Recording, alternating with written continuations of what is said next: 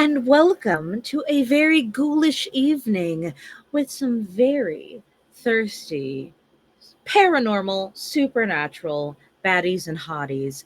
I am Meadow. I am your humble gay master for this evening's festivities of Thirsty Sword Lesbians, a midnight masquerade. With me are some of the coolest people that I have the pleasure to run this story with. Can we please start with Alix? Could you introduce yourself? Feel free to plug, socials, anything you need. Well, hello. My name is Alex. I use they, them pronouns. I am a human being on the internet sometimes. You can find me bopping around at AlexAMA underscore anywhere and also at Batty Bards. So, yeah, that's me. Thank you very much.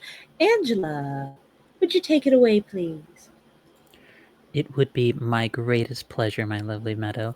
Hello there, fellow lovelies, ghouls, vampires, and monster appreciators is the term that I will be using for this evening, as opposed to other ones.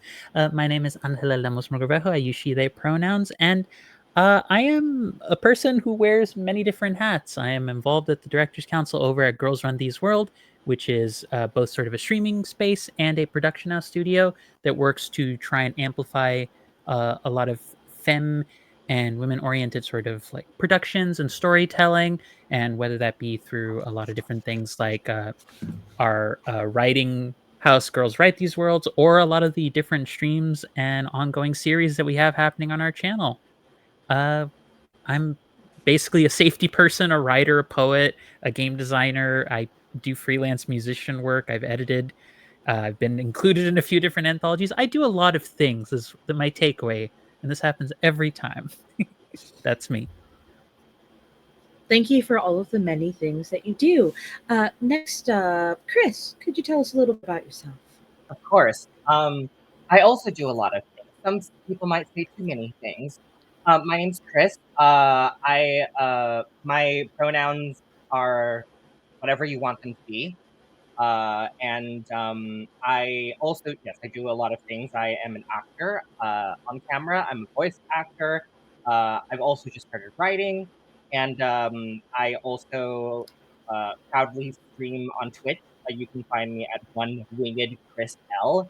All other social media is One Winged Chris, no L. Thank you so much. So happy to have you, Kay. The floor is Hi. yours. Hi, everyone. My name is Kay. I use they, them pronouns. You can find me on Twitter as someone named Kay. I'm an artist. I say I'm going to make more art soon. I promise. So if you do follow me, it's going to come. It's one day. I swear to God, it will come. Just be patient with me. And that's like my whole deal. Thank you so much, Kay. And again, I'm your humble game master, Meadow, she, they pronouns, and I will be leading the story tonight of a midnight masquerade. I would love if you would take this journey with me. As thunder cracks above and the lightning juts down to a tall castle over a stormy, dark night, the hour strikes 11. A gorgeous, gothic castle looms on a cliffside above. Carriages, cars, all forms of fancy transportation are trailing each other in almost caravan style, one after another, gold, gilded, black, onyx, all rolling on these wonderful wheels to the steps of the Mansion de Ville, where each and every one of our wonderful guests have been invited for a celebration of a truce. The truce between lichens and werewolves and vampires. The Blood Moon Pact is nearly a decade old tonight to the day. And at midnight, it will be official. It has been a full decade of peace between the two supernatural species. There is drinks and revelry to be had. There are covens and pacts to represent. And as we see one of the earlier carriages arrive, I would love if we could pan in the camera into the window of this vehicle to Tulip. Tulip, could you please describe yourself for us and give us a little bit of insight into Tulip's headspace as they arrive to the Mansion de Ville? Got it. Tulip is impeccably dressed from her training. She is very nervous and apprehensive, but also very purposeful. And you probably can see it. She is dressed in whites and grays, a little bit of pink, and she has like a cute, like bell-shaped skirt on with a petticoat, a hat that's a little too big for her, giant round glasses, lace, and but with sensible, what her old clan would deem sensible shoes, which is not very sensible for humans. Wonderful. As we see Tulip arrive, is Tulip alone tonight? Is there a +1 that Tulip has brought, or has Tulip decided to brave the evening stag? I believe that Tulip would. I believe that I'm by myself. I wouldn't want any distractions for what I'm here to do. And if I need to check in and to maybe like I need like a rest point, I would just find someone from my new community to chat with. Indeed. Wonderful. As you're sitting in this ride, the cobblestones underneath you far more ancient than the type of clothes you wear, the type of things you believe, jostles you up to the staircase of the Mansion de Ville. You remember the last time you were in a vehicle this lavish. Almost as if a ghost sets their hand on top of yours, gentle, reassuring, but most importantly, familiar. You recall, not too long ago, Maria Ronaldo, how you had walked in on your heiress of your coven packing frantically. What did you say to her when you saw her packing her things, preparing to leave not only her way of life, but essentially you?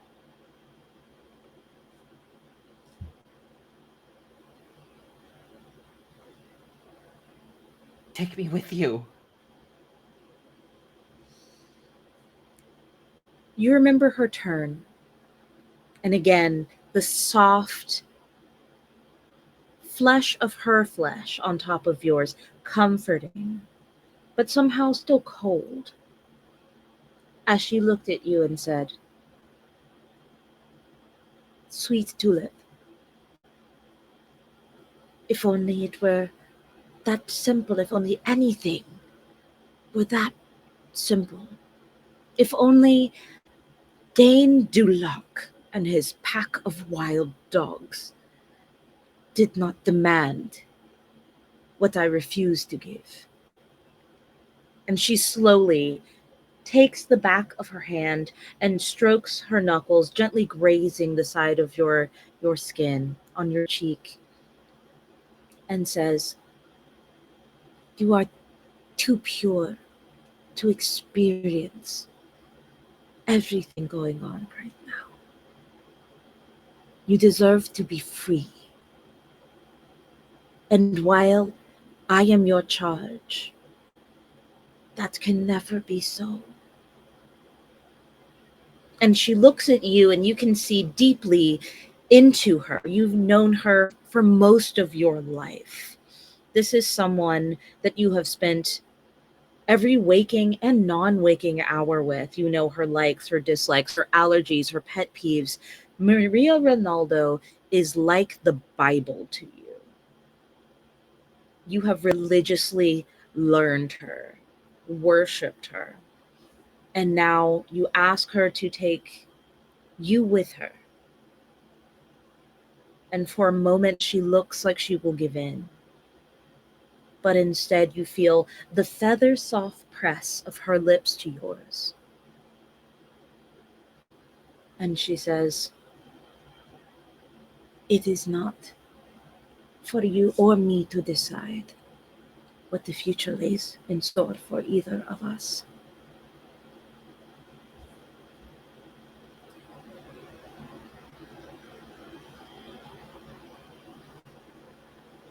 You get to decide whether you get to decide this for us.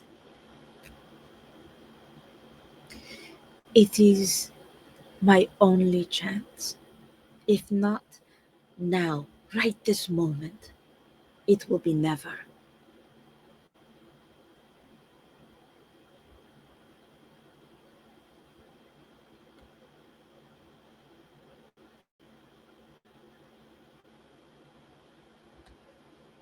Maria, I know that it's not that you're throwing me away. But why does it feel like you are? You see a tear streak down her cheek, blood well in her eyes and overflow as she strokes your cheek, shushing you, soothing you, in the back of your mind, placating you. As she says, "I could never throw you away. It would be like ripping half of my soul and tossing it to fire." There is a moment where she is judging if what she wants to do is okay, as she leans forward centimeter by centimeter to see if you lean back at all. There is a question in the tension between you. What do you do? I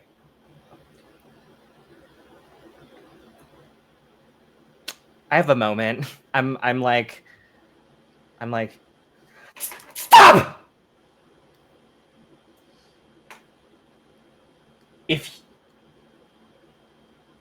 if you if you feel like you have no choice, maybe someday I will as well.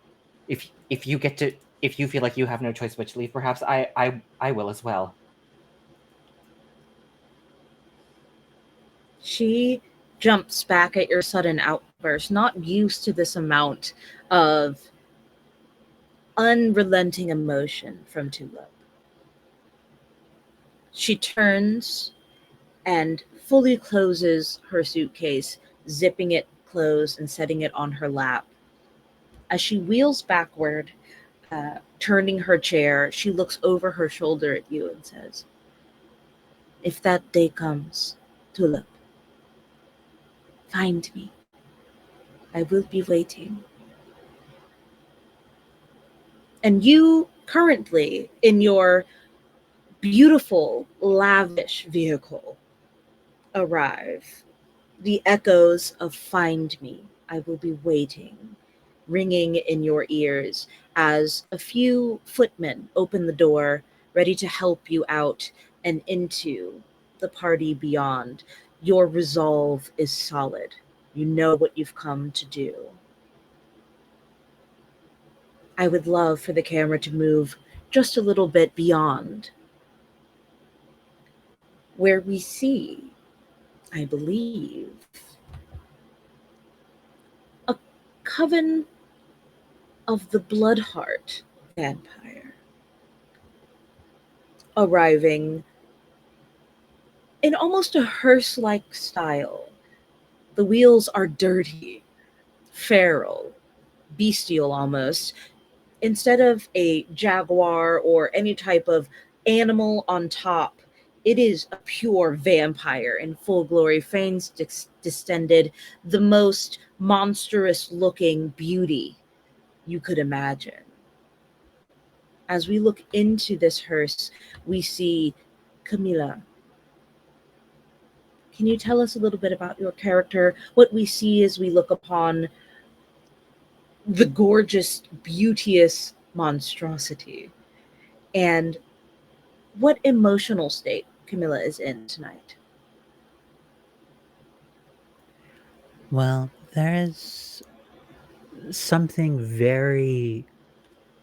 There's always a presence, I think, about Camilla in any sort of room that she's in that I think invites uneasiness. It's not creepy, the feeling, but it's this sense of like if suddenly like a very like strong, powerful, like a saber-toothed tiger just appeared right next to you. It's that sense of something very strong and something very capable of doing harm to you just appeared and is walking right by you and acting like you are not very significant to her, and yet still very keenly aware. That sense of like, even if her eyes are darting in different places, or if she just stops looking at a patch in front of her, just the cobblestone paths looking up, there's this sense that if you asked her, "What are you even looking at?" "I can smell your blood here. I can sense 25 small swarms of insects that are floating through the forest over there. I can notice that you're anxious about being near me.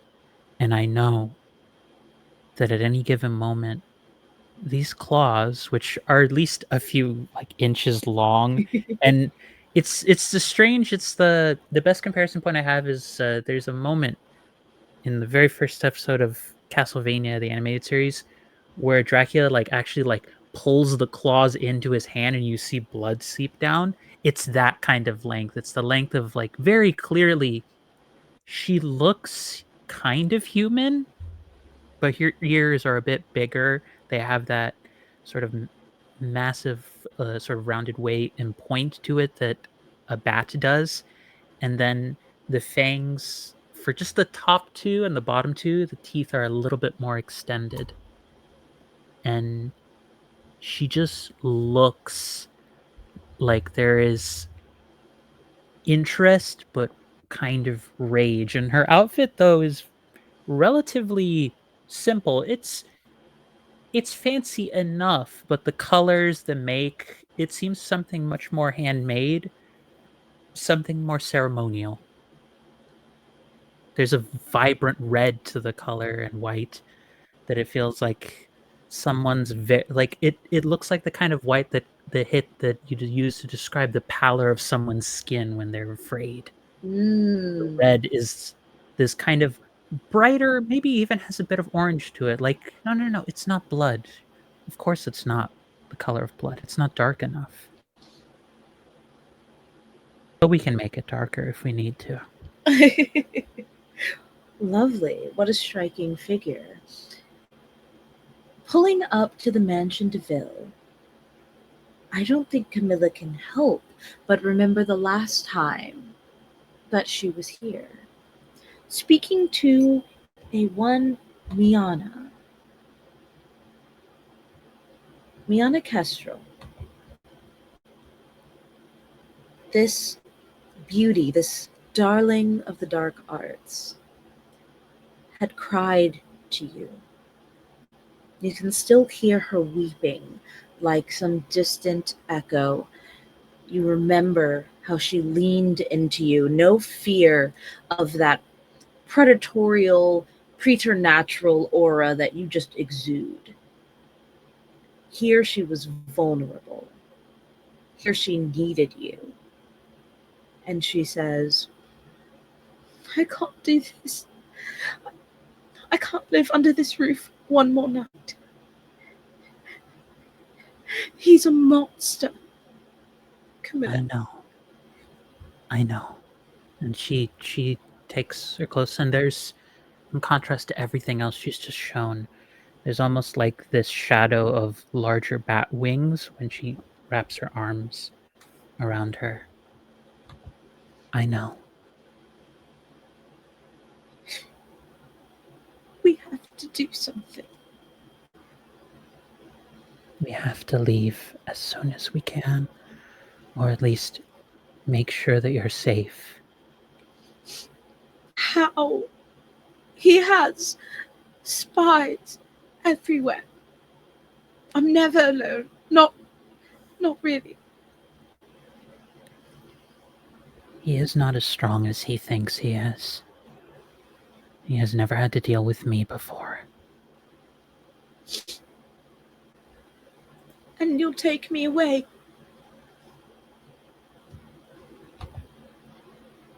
Do not worry. I will be there. I will be here for you. If he does anything to you, he will know what a real vampire looks like. You feel Miana's essence relax and soothe, almost melt against you, as her shoulders go from being tense, far almost touching her ears, to just relaxing into you. Her body folds into yours. And you remember that is the last time you held Miana Castro, the last time you saw her. Old rage builds in you just as the footmen open the door to escort you to Dane Dulac's lavish party. Camilla, you're able to make your way up the stairs, knowing what lies ahead of you, knowing what you may have to face, terrible memories bubbling to the surface as you struggle to tamp them down. Meanwhile, someone who's already inside is another Amoria Coven vampire. Kalila, can you describe your character, what she's looking like, feeling like this evening as she stands by the beverage table, swamped with idle conversation, inane gossip, things from other covens and pacts that really mean nothing to her? Tell us more, please. Give us some insight. Kalila is like dressed in this very long, like black gown that has these like really long vampire sleeves, and the tips of the sleeves are like dyed this like they go from the black to the tip, and they at the end of the tip they go to like a dark blood red. And she's just kind of standing at the table, not really like just kind of nodding along to any conversation that passes her by because she knows not to be rude. But she's just also like, this is unimportant for tonight. She doesn't look comfortable. She looks very nervous. She keeps kind of like putting her head on a swivel like she's looking for somebody, but she's trying to do it like subtly. So like it's not like, where is this person? But kind of like, oh, I'm just looking around at like all the decor. Indeed. As you're looking around, you see a few people that jog a few memories. But I think the person that catches your eye most directly, because they are trying so hard to get your attention, like in the corner, is Dev. Someone from the Amoria Coven, a journalist for a general gossip rag, the Midnight Herald. Dev is impeccably dressed, but you know that Dev is always intent on getting whatever tea he can get his hands on. Dev is just like that. They will latch on to anything if it is going to sell a few papers. Dev begins to make their way over to you, and you remember not too long ago, Dev had been in your private quarters under the guise of helping you out. As Dev pushed the newest edition of the Midnight Herald across the table to you, you see the large, massive front page news. Maria Ronaldo escapes the Amoria Coven's clutches.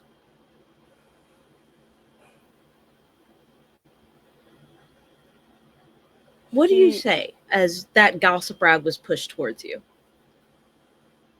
She just kind of stares at it for a second and then looks up at him and is like, so what does this mean? I think you know what it means.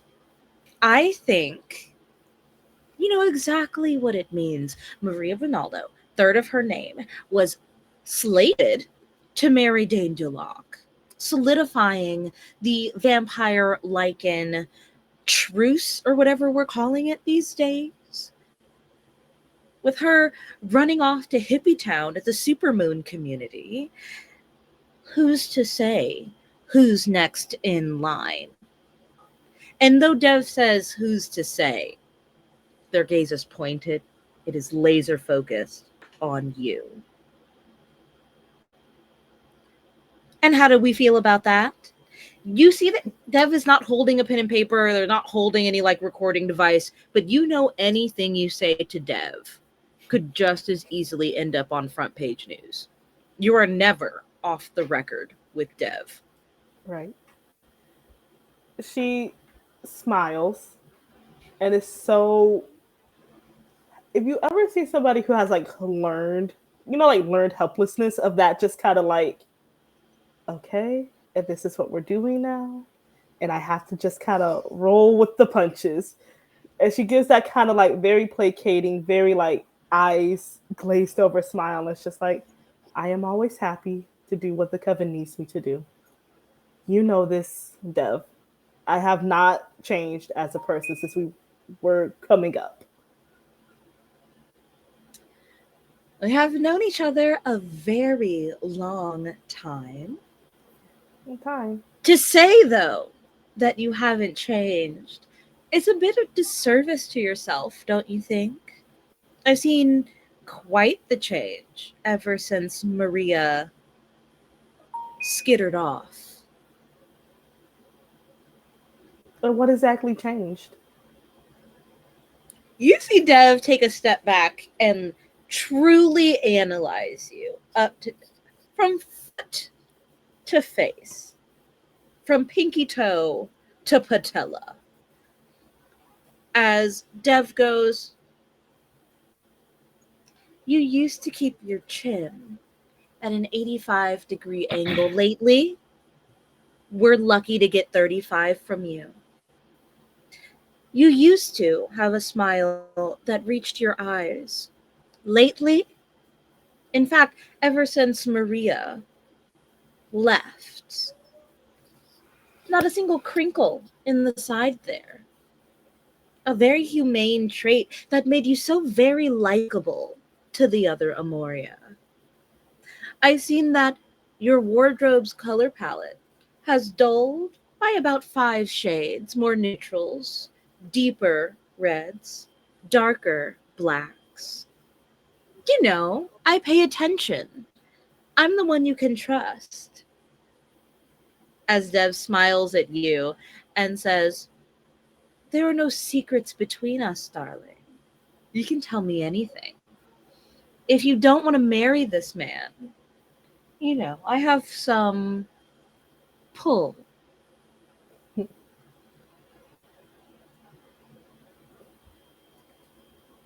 Like I said, I am happy to do what the coven needs me to do. It would be my greatest honor to uphold this truce. And I mean that, Dev. If it's going to keep the peace and it's going to keep us safe and everyone else safe, I am willing to do it. Just Spoken like a very well-bred trad wife. Des smiles, and that's the smile you were. That's the smile you are seeing as Dev is looking at you from across the room, waving over a glass of blood wine. You are drowning under all of these meaningless words from people you don't know, who don't know you, most of whom don't know that you are slated to be the next betrothed to Dane Dulac, the host of the evening, the alpha werewolf of the Blood Moon Pack, or Full Moon Pack, excuse me. But you know, and you know that Dev is watching you tonight. At the other end of the refreshment table, we do see a Harvest Moon attendee, rare for an event as elite and lush as this. Alix, could you please describe your character? Tell us what we see. Give us some insight. So Pixie, you see Pixie standing at the end of the table, like very nervously just holding a glass of champagne or something, whatever happens to be there. She's not drinking anything, and she looks very out of place because everybody here seems to be in like ballroom attire and like masquerade stuff, and she's here in point shoes, like a pantsuit and a white coat. As a doctor, like just looking very strange and very out of place. And she's just like nervously holding this thing, really trying to focus on her face because she did not want to come here tonight. She does not like the host. And being in his space makes her feel like not unsafe but unwelcome. And so she's trying not to pout, to be honest. I'm trying not to be sullen and trying to maintain some level of decorum. But the thing is, Pixie is also very used to being out of place because even at home, she's out of place. So, as awkward as she may look, this is her comfort zone. Both in and out of a comfort zone, being in the person you don't like's personal territory, and yet kind of understanding how these type of dynamics and social gatherings work. Pixie, you are holding a drink when you hear everyone has been getting announced as they come in. True to traditional royal elite fashion, it's important to know who's in the room with you. It's important to know who is worth inviting. And you hear Bisbane Master Eddie Eze. And you see him. You see the chiseled jaw and angled features and dark gaze of this mocha-skinned man striding in, long silver locks braided mostly back and free between his shoulders. As he takes in the room, strolling as if this is his mansion. You see his eyes, bright like Husky's eyes, scan the room, land on you, and stay there. Slowly.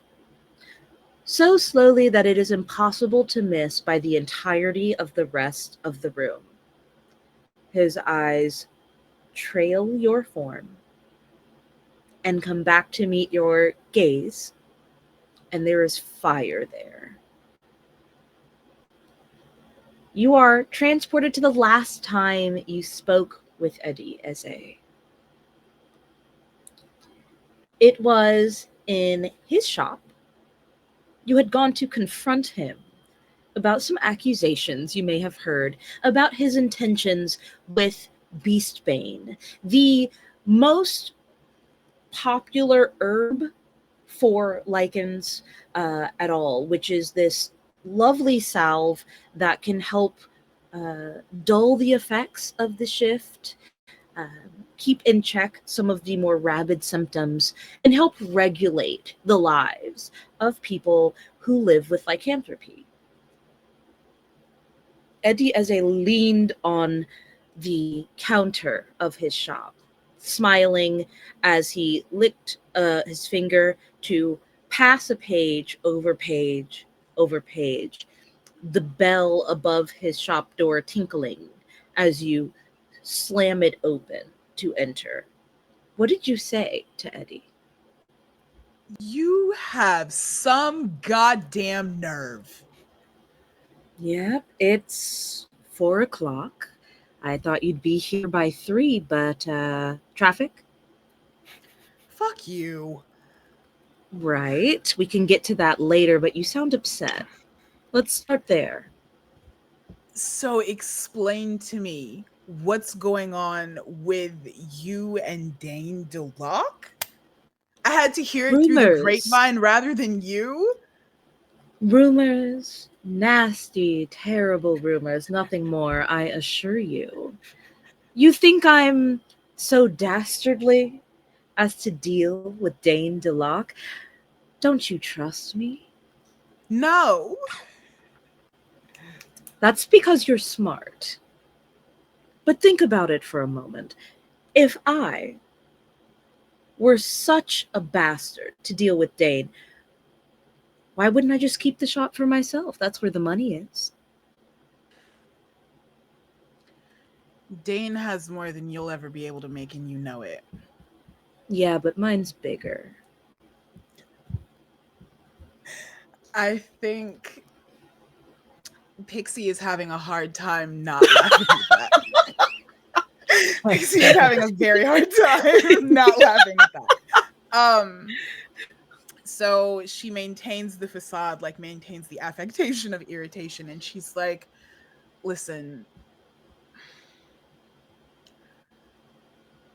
I know enough to know that money will talk, and I know Dane enough to know that he'll make it impossible to ignore. What I don't know is whether or not you are able to be trusted with my formula. Eddie smiles, and it's that devilish smile that you have come to know very well. He's got this low-lidded look of unlimited time. Like no matter how much you yell at him, he could stay here all day. He smiles at you and says, "You could trust me with anything."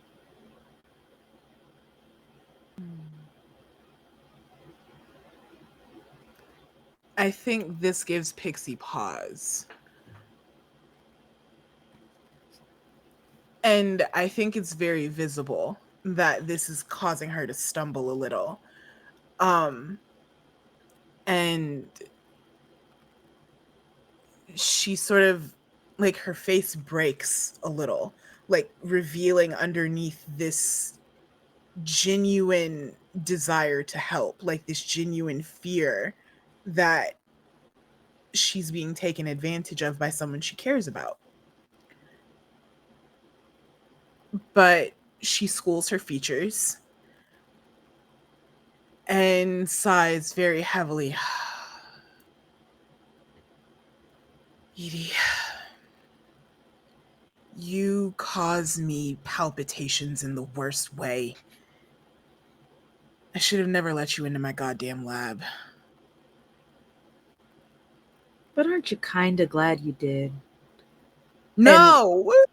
Okay, all right. I'm sorry. And that snaps you back into this moment of like, you realize how much fun it was just to keep each other in check. Him always goading you, you always shutting it down, him always reaching for something that you refuse to give. And that back and forth, it being gone since you heard definitively that he would be selling the Beastbane Corporation to Dane DeLocke. Maybe that's why he's here tonight. You know it hasn't happened yet, but you know that your suspicions were confirmed very recently. From across the room,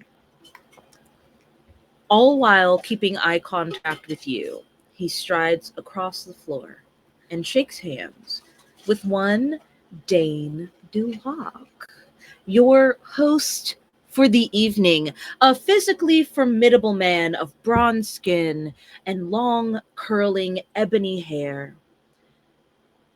A bit of facial hair that is reminiscent of a seafaring pirate. One long scar down the side of his face, kind of like a poet's blouse, a peasant's blouse, open in a deep V in pure black with trim of royal purple, as he opens his arms to anyone who comes up to him, greeting them with boisterous laughter, excited exuberance, frat boy energy, welcoming everyone. But everyone here knows everybody has a reason to hate Dane DeLocke. You see a beautiful woman, golden brown skin, almost like hawk feathers, and in a sweeping, glossy updo, reminiscent of old Hollywood, coming in her wheelchair, which is gilded in gold and bronze, Maria Ronaldo. There is a strange effect of Maria Ronaldo. People tend to go still in her presence, almost like deer. And not because they think they are suddenly prey. It's almost like everyone around her hears this song, this almost inaudible dog whistle of pure siren energy that always seems to exude from her. Even Dane DeLocke himself, who is not known to shut up ever, quiets when she rolls past. His gaze narrows. He bows. And when he stands, he turns to a completely different area of the room, talking to anyone but Maria. In fact, that seems to be the staple of the evening. Once adored by vampires of almost any coven, and even a few wares as well, she's now shunned since she abandoned the Amoria coven, the coven of celebrity and elitism, the 1% of the 1%. She rolls forward, looking around, almost waiting for someone to say anything to her. Do any of you say anything to Maria Ronaldo?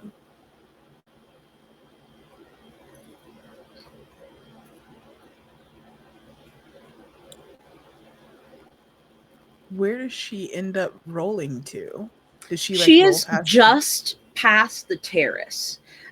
So alone, just as the storms are starting to gather outside, there she is, kind of silhouetted by the sky that is flashing lightning in front of her as she looks out over the grounds of Mansion de Ville.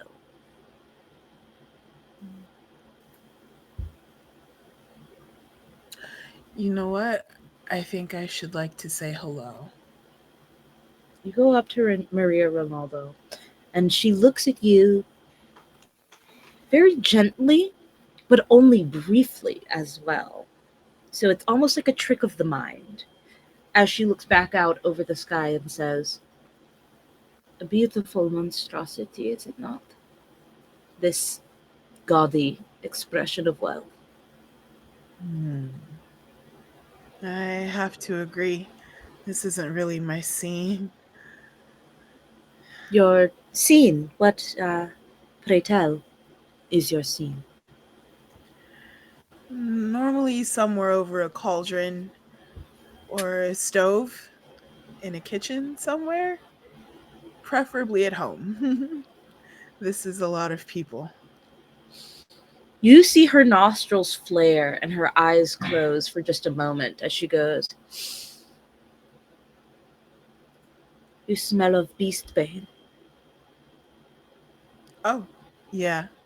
I guess that would make sense. I work with Beastbane a lot. Your name escapes me. Have we met before? I don't think so. I'm Pixie Fangborn. She holds out her hand and shakes yours. If you take her hand, she will Mm-hmm. press hers on top of yours, kind of just a comforting gesture, and says, "It is very brave of you, Pixie Fangborn, to talk to one that no one will talk to. Thank you for showing me a moment of company and consideration, though I may not deserve it here." Everyone deserves consideration. Everyone. She looks over her shoulder. You see her glance at Tulip, and then quickly away. Again, almost a trick of the mind, as if she could just be stretching back and forth. And she looks up at you and says, "Some more than others, I fear." Well, have you tried the cheese? "Oh, there is cheese!" And she's like suddenly animated, very alive. She goes, "Show me to this cheese," and like turns her chair around to start following you back inside. The morose heaviness of the moment suddenly lifted by something that excites her, which is human food, a very strange thing for a vampire to like. But she is a Moria, and a Moria only tastes the rarest of the rare. For her, it happens to be human food. She follows you back to, let's say, a charcuterie table, like a banquet table full of just charcuterie items, and starts loading things up like little cubes on toothpicks, and she's just grabbing them one by one and goes, "Oh, I will take this. Oh, this looks nice. Oh, smells very funky. I like funky cheese." And she's just taking one at a time, grabbing them. And yes. I'd like to not say anything, but I'd like to walk over and hand her a plate. You hand her a plate. It comes out of nowhere, so she thinks it's like maybe Pixie giving her one, or maybe one of the staff of the mansion, and she takes it and goes, "Thank you so much, Tulip. I, it is wonderful to see you. You look ravishing. You look amazing." The same goes for you, obviously, Mistress Ronaldo. "Oh, there is no need for titles between us. That is one thing that has not changed." One of the things that hasn't changed, isn't it?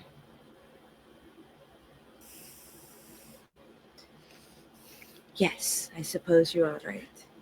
And there is this moment where she kind of like swallows nothing, gaining her composure.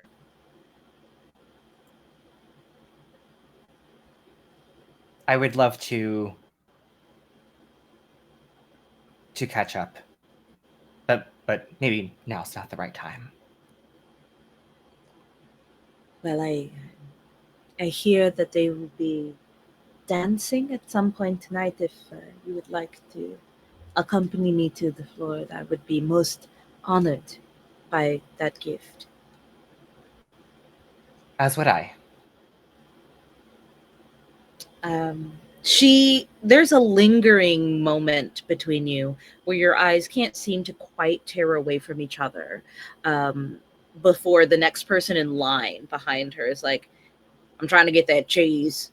And she's like, oh, so sorry. Sorry. I'm so sorry. I'm sorry. I will get that. Yes, this one is in particular. The Gouda is great. As she's like trying to get out of the way, you end up slowly making it to different parts of the room, but every now and again, your eyes keep meeting, drawn back to each other, magnetism of some sort. Meanwhile, I would love to check in with Camilla. In stark contrast to the Maria is just like grabbing a few different things. There's probably a table with like one or two plates that have just been set aside that Camilla is like if you even try and take any of these from me, I will gouge you. Absolutely. In somewhere you don't want my claws to go. Absolutely. You see, there's a lot going on, but you see from your vantage point of just over in the corner, you're not mingling, you're not talking to anyone, you're like fully just sating the hunger. You do see Dev Khan watching you for a little bit too long, something that just makes you a little bit uncomfortable, and writing something down. Very quickly pockets the notebook, and turns I would like to immediately go up to them. Oh, yes, you do. Dev looks at you and says, oh, hi, I'm so sorry. I just I don't think you're very sorry. I would like that whatever note that you've written immediately, because I know exactly what kind of things that you write, Dev. I am a journalist, and I don't just give my notes That's a away. very generous interpretation of the kinds of things that you do, Dev. Not coming for his job. Listen, there's a few I'm things coming Camilla for will his actually job. care about. Journalistic integrity is one of them. I'm establishing that now. I didn't do it beforehand. I'm establishing it now. My mother was a journalist. And he goes, then you know that you don't just demand something. It's tit for tat. If I give you my notes, what will you give me? You seem to be operating under the assumption that I acknowledge the system in which you operate on. I don't even think of you as beneath me, because that would assume that I even acknowledge you as worth my time. Then why are you over here? I want the note. And I want to know exactly what your angle is here, Dev, because much like many of my more, how shall we put it, cantankerous of peers, you feed on whatever you can get your little mitts attached to. So I would like to know what your angle is here, if you don't My mind. mitts are very average size, I'll have you know. And I'm here because I was hired to be here by Mr. Duloc. I assume that's the first time anyone has ever actually wanted to pay attention to you of their own volition. Listen, I don't know why you're wanting to be mean to me, who has done nothing to you, but I'm just here to do my job. So I'm going to get back to she doing kind that. of presses like closer to him. Yeah. That's very bold of you to think that writing something in the way that you have hasn't caused harm to those that I care about. I would like you to not be yourself for this evening, if you don't mind. I would like to, if possible, in this mechanical moment, for a mechanics question for Meadow, if that's okay. Yeah, of course. I have shameless. When you say aloud what you want from an NPC, you may give them a string on you to ask a question from Figure Out a Person. Absolutely. Which is why Dev she's will take just a string going on full bold on this. Dev can get a string on. Absolutely. You're going to give Dev some social currency. What would you like to ask?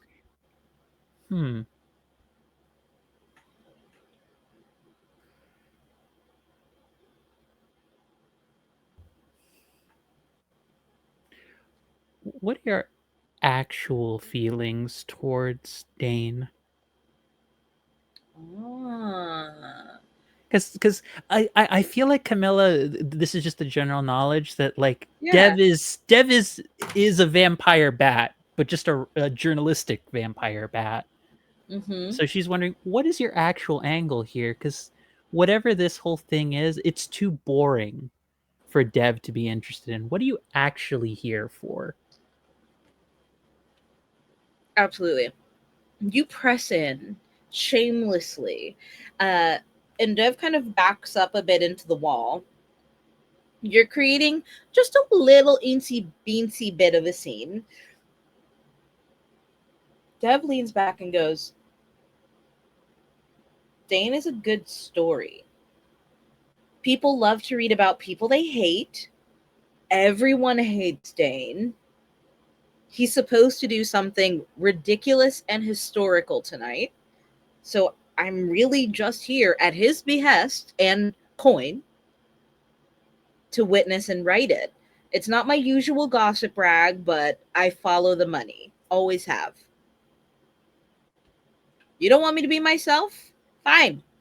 Who do you want to pay me to be?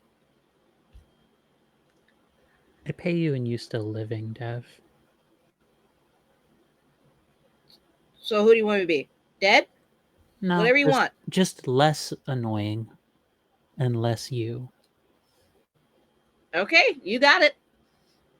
If you would like, considering we almost never talk to anyone as a representation of the string, you're fully welcome to get a bit of dirt on our coven. I will happily give it to you. We don't care. But you're welcome to have it. If you You're the don't first care, one. then why would I want it? Well, because no I'll one hold ever on does to pay that little attention. morsel. Then I'll let you choose so long as you just not be you for a bit.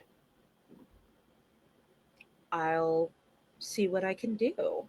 And he seems genuinely sincere. Like he's going to try to ignore his instincts for as long as he can. But 10 Dev is Dev. seconds, 20 Yeah, so seconds. you don't see him, at least for the next few minutes, even like touch his notebook, which is as much as you're going to good get enough from for Dev. her. Yeah, he's not She goes whispering in back to anyone's eating. ear and he's not writing in his notebook. The, That's the all you can get from actual them. the actual reason she wanted them to stop, her ears pick up like every bit of sound in this room, so him doing on the notebook Absolutely. is the worst noise. It's It's like the nails on a worst. plate on a chalkboard. No, nails on a plate are pretty bad too.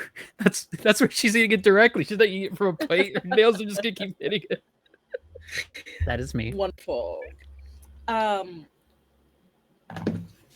Kalila, you hear the clinking of a fork against a glass, a champagne flute, if you will.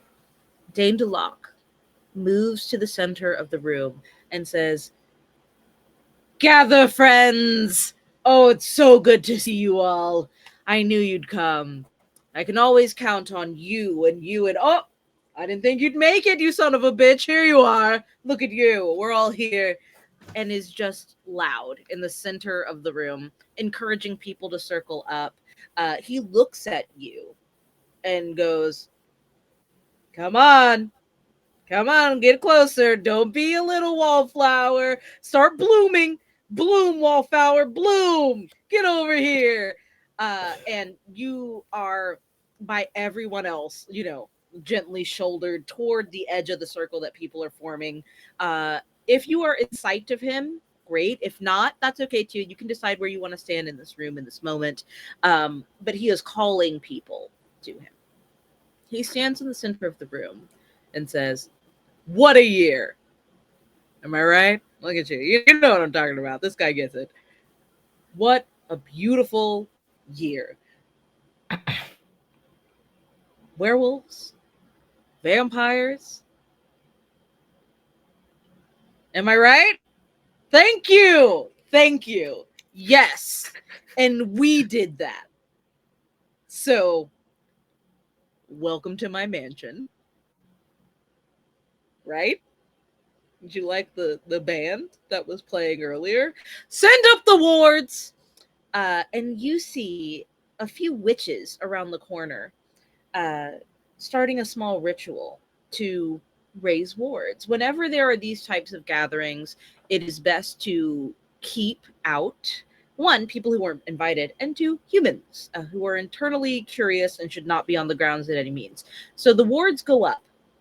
This sparkling shimmer of blue and green magic, almost like the way you see heat rising off of a pan from a distance, that wavy shimmer of air around the entire grounds. You can feel yourselves being sealed in. And Dane goes, now that's magic, am I right? Everybody give it up for magic, which we can do. Isn't that great for us? Exactly. As you know, I've got a dead wife. But as you might not know, I'm on the market. Oh, I'm just kidding. I'm just fooling. I am, though, serious. Keep in mind, a lot of ladies want me. Only one can have me. Okay? And tonight I'd like to raise a toast. Because I've gone above and beyond to choose someone you probably didn't expect to marry this. He raises a glass high above his head and says, join me in a toast to my new bride. And the lights go out above you. The chandelier in the room crashes in the center of the circle where Dane Duloc was standing. You see thousands of these beautiful obsidian and emerald crystals that were carved to glint light in the most beautiful dark ways shatter, cascading across the marble floor in the darkness, a crash of lightning beyond. Outside in the terrace, a scream, shrill and loud, from pure shock and fear, rings out around you. And when the first candles begin to be lit, when people bring out small lights, little lanterns for people to hold, antiques from this wonderful mansion, this castle almost. The lights are passed around. Flames are held up, cupped to around. Everyone's checking on the people they came with, looking around for injuries. You can see lying in the middle of the circle, legs pinned beneath the chandelier's iron wrought frame, blood dripping from the corner of his mouth. A very dead Dane Duloc. In front of you, there are many things to take in at once. So let me describe the general scene in terms of immediate proximity to Dane Duloc. Dane himself is on his back, a dribble of blood coming out of the corner of his mouth. In the very low light of the candles and lanterns that you're holding, you can see that the chandelier that fell from the ceiling has partially crushed his legs. Most of the crystals there have been scattered about. To his immediate right is Striker Redding, the young, scrappy second to Dane's entire life. Striker is on their knees, shaking Dane, realizing that there's no heartbeat, wailing, gripping at Dane's open peasant blouse, and looking wildly around, like if they can see the problem, they can fight the problem. The next closest person you see to Dane Duloc, I think, would be La Rue Lorraine. a vampire who is supposed to have very dark powers, the power to see when and how you will die, amongst many other psychic inclinations if you come a little too close to her. I think it's worth noting that you also see Eddie Eze turning and beelining away through the crowd. Of course, you see each other there as well, standing at different points in the crowd. Whispers are floating around, a few shocked gasps as you hear Stryker shout, "The wards are up! Someone killed him and the wards are up! That means they're still in here! Ain't nobody leaving this place till I found out who did this to him!" They stand, their hands curl into fists, already bandaged, as if expecting a fight. And they stand over Dane Duloc's body, shaking from the adrenaline. More whispers, more terrified gossip. Accusations immediately begin to fly. What do you do? Anyone?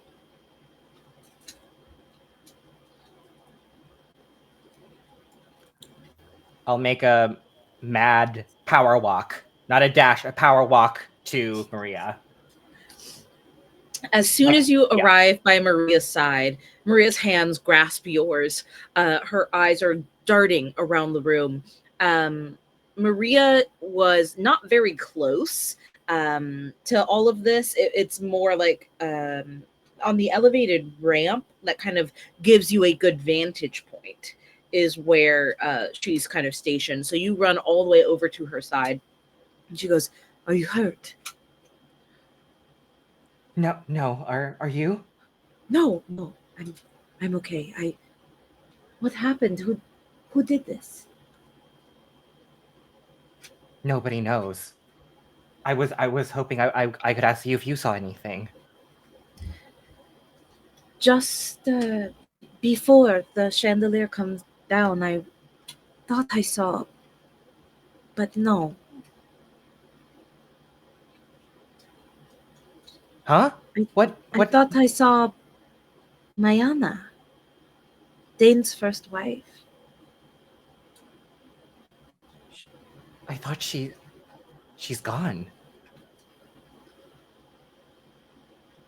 Gone does not always mean gone. And she looks at you with a deeper meaning to those words. I suppose not.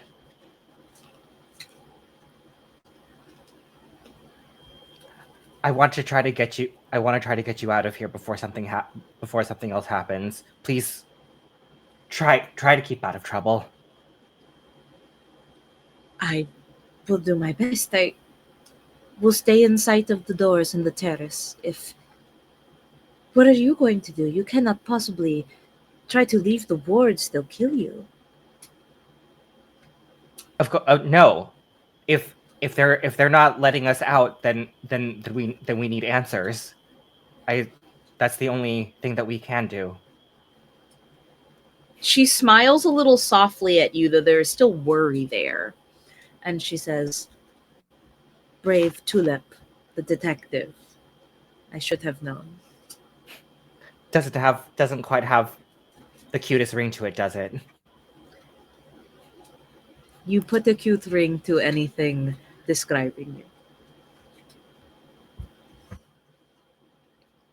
I try not to smile, but I do. And she kisses the back of your hand before you dart off. Oh, okay. I really dart off then.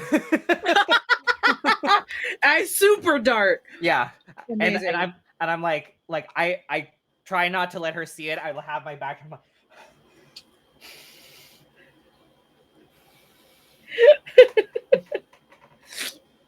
Beautiful. You dart off. Around Dane Duloc. Anything else happening from you before we move on in the narrative to what people's next steps are from anyone else here at the table? I want to know where Eddie went. Yeah. Eddie turned and started making his way through the crowd. It looks like he's breaking off down the servants' way, like down to the kitchen area. I think I'm gonna summon Poof. And just okay. Poof for the uninitiated. So Poof is a sentient piece of dandelion fluff, like a giant piece of dandelion fluff that sort of goes like this, moves like a jellyfish. It's my familiar. And Poof lets off like a little bit of light, just sort of radiating from the power of the unseen. And I think I'm going to utilize Puff's light as like a lantern to help me follow Eddie. Yeah.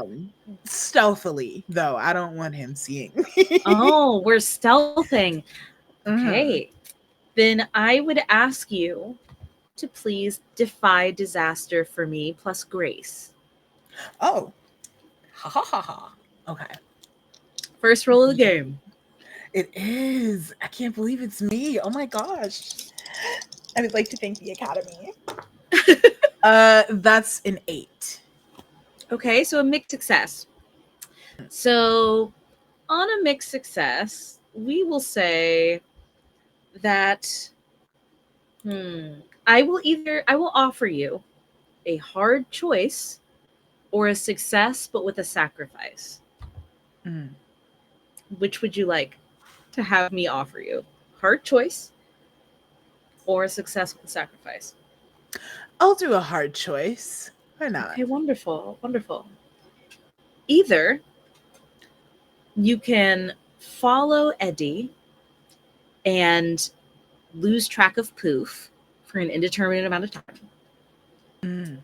Or you can be revealed to Eddie and have to confront that immediately. Poof's still by your side. Well, I'm not letting Poof out of my sight. I guess I'm gonna have to let him see me. Okay. You follow the silver glint of his locks around a corner and then another, down a hall, and around another corner, down into a dark stairwell. You can smell the food from below. It is certainly quite shadowy here. And it is not until he gets into the stairwell that he pauses and without looking behind him says, "You gonna follow me forever or are you gonna say hi?" I could say hi or I could keep following. It wouldn't make you any difference. Why did you run off? Time is of the essence, and I don't like to waste precious resources, as you are well aware.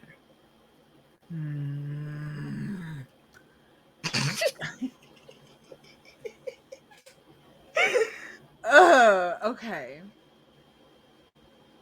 So you're willing to let your benefactor's corpse rest upstairs while you skulk away like a rat?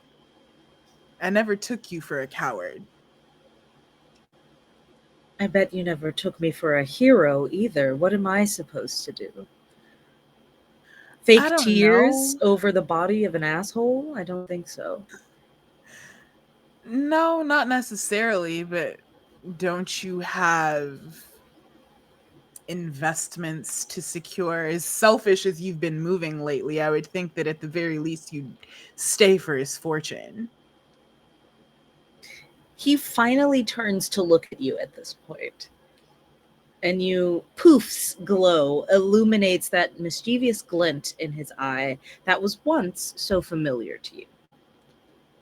And he says, "Well, if you keep following me, maybe you'll find out." And he turns and continues down the stairwell. Do you? Okay. Mm-hmm. Wonderful. you head down into the kitchen behind Eddie. And just for a second, I want to pause because I know that Kay is having internet troubles again. There we go. I swear to God. Every time we mention your name, Kay, you pop back up. No. Let's be clear. It's only whenever our producer or our game master calls upon Kay's name, Kay immediately is just summoned back. Technology is willed to under the control of Meadow. Yeah, it's like Bloody Mary. Kay in the background. Yes, 3 times. It's like Bloody Mary. We have to look in a mirror.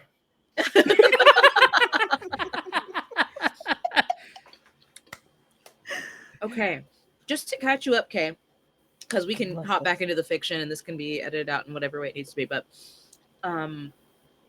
our lovely Pixie Fangborn was following Eddie down a dark stairwell into the kitchen.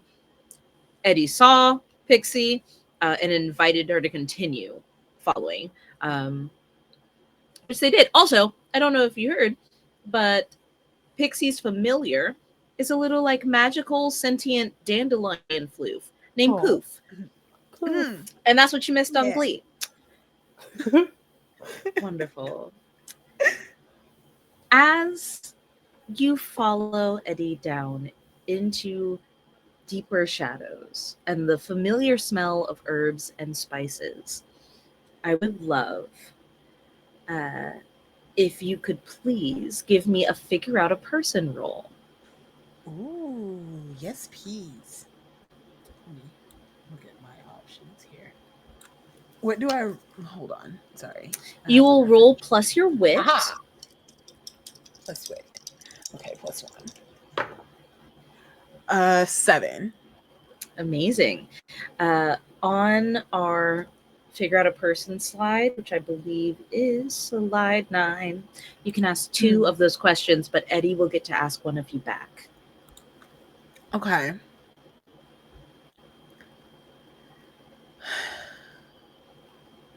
I don't think I fully understand why I am following him outside of the idea of plain curiosity and straight up nosiness. And something else. Of course, there's always something else with Eddie, which is the problem.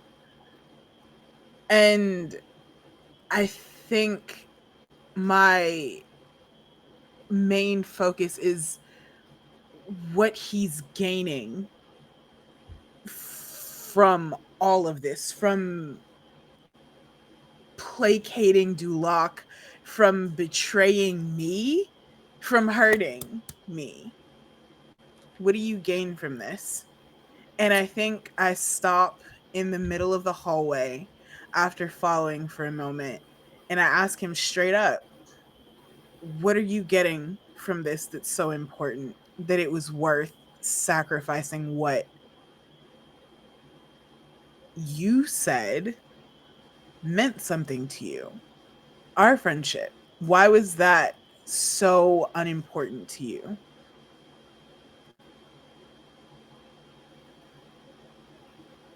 Our friendship was the only important thing to me. What I'm gaining?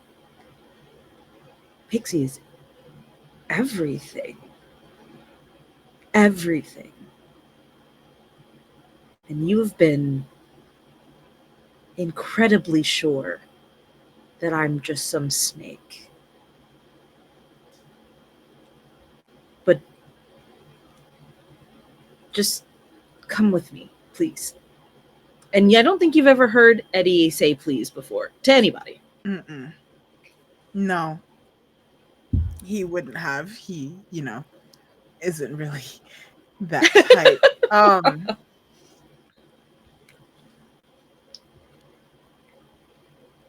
So I guess my next question Pixie will follow. I will follow for a few more moments, ruminating, trying to understand, because what he said sounds like an admission almost of maybe feeling hurt that I don't trust him. And so I guess my question is now, what exactly are your feelings to me? What is it? What is going on there? Because that Eddie isn't vulnerable Right. much. So I'm curious. Wonderful. Question. If Eddie tried to grab your hand, Mhm. would you pull it away?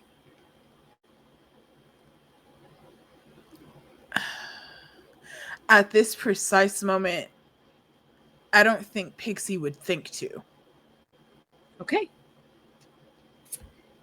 Eddie takes your hand and leads you back to kind of where like the supply pantry is.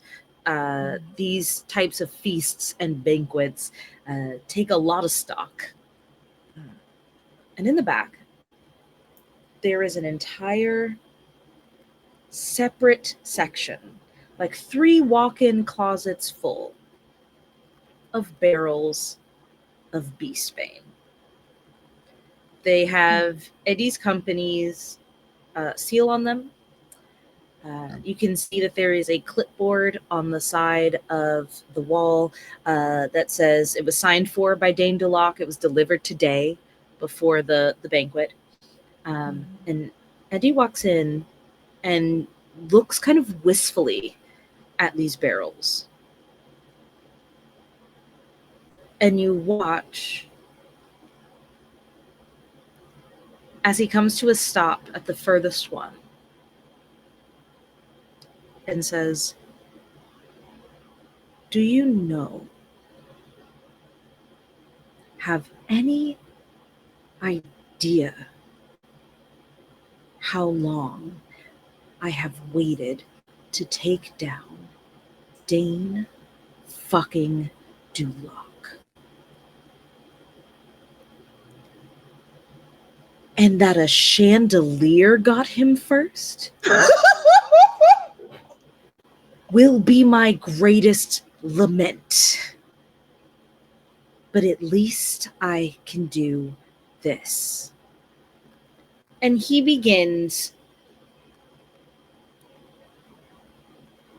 to pour curdled milk into these barrels of beastbane, nullifying any medicinal agent it would have, growing some mildew, growing some gross stuff. You know, it's not going to be good for the beastbane. He goes, "I thought if I got all the money from selling this company to Dane, and then fucking sabotaging every inch of the business, he would be outed as the incompetent son of a bitch that he is, and he wouldn't be in power anymore. This isn't even your formula, Pix. I would never do that to you." You see the last bit of the mix being poured into these things, and he stops just a few inches from you. He is going to ask you his question first, which is, what are your feelings towards me? Were we just friends all that time? Damn it. Oh, I forgot about that little detail. I think the question hits me like a truck, because I don't think I've ever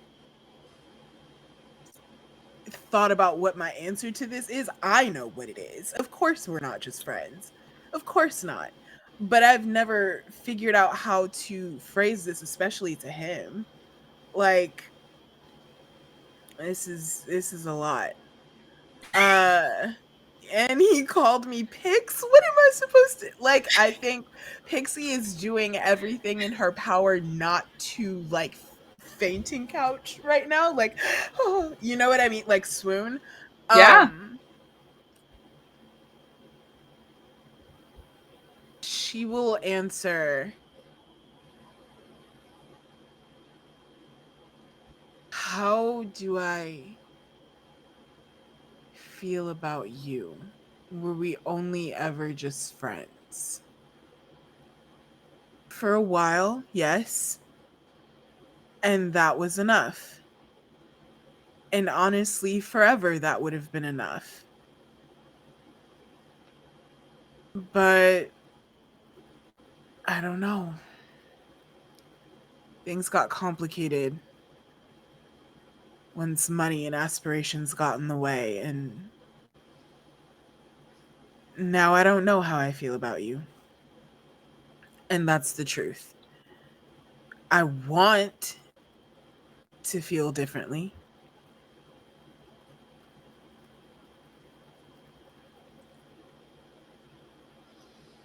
He raises a very slow hand as if he's going to cup your cheek, but the fingers just hover there. And as you say, I don't know, his hand drops and that rakish, carefree smile is back on his face. He goes, well, maybe we'll never know if there's a heart under that lab coat, but I've always known exactly how I feel about you. And he walks out. Me and You Poof? are We are gooped and you gagged, and Poof. baby. You are left in the dark with the smell of beastbane and curdling milk. And I would love to head back up to the ballroom where the dead body is. And and I want to talk to Kalila. You are seeing all of this unfold right now. What is your first instinct? Do you point fingers? Do you look for clues? Do you run from the room in terror? What happens for Kalila in this moment? I think her first instinct is to go find Tulip and Maria. Absolutely.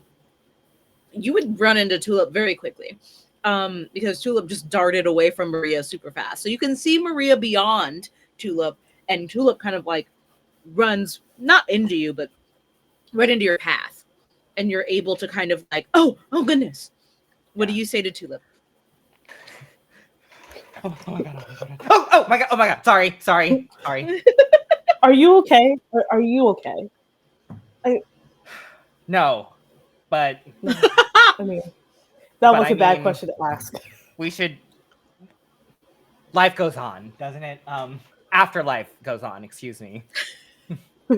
Our eternal life goes on. Yeah. I'm so sorry. Tulip. So it's a pleasure. Tulip, come on. We never did that, and you know that, right? Like that hasn't changed about us, right? No, you're right. It's just like we're here at like at a party, so like I have like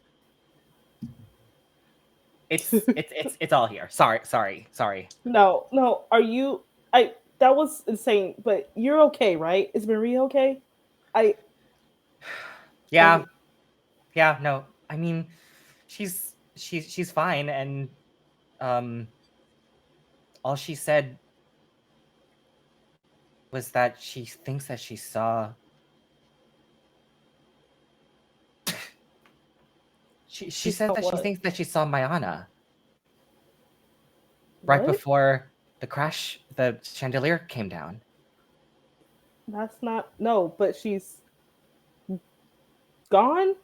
Like That is what started this whole thing. Is that she is gone. Yeah. Right? Like, okay. Where and like she looks to where Maria is, and there's something in the back of her mind just like tells her just to make sure like Ev and everybody else isn't watching, because she Mhm. has to be so hyper aware of like she doesn't get to be her own person a lot of the time. And Mhm. so in the chaos, she's taking a moment to just make sure no eyes are on her before she goes to run and go speak to the person she's been trying to speak to all night. Yeah. Okay, beautiful. Give me then let's call it a defy disaster. And we will do this with wit. Okay. Or yeah, we'll do it with wit to kind of like see or know about your surroundings in this dark lit room full of eyes who love to gossip. 8. Since I know, like, I am acquainted with this person, is there anything I can do to help with this defy disaster, or? Sure. What do you do to help?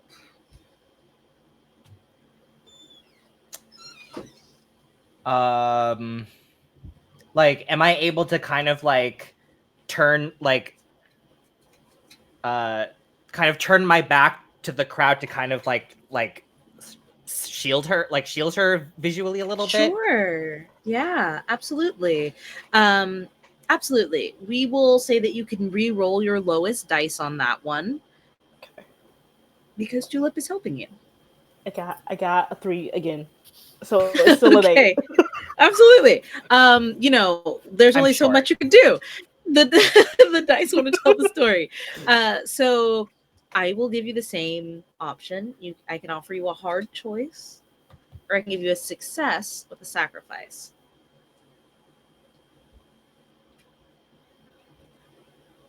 I'll take the sacrifice.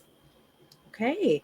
So your success is in seeing that there are, in fact, a couple of pairs of eyes on you.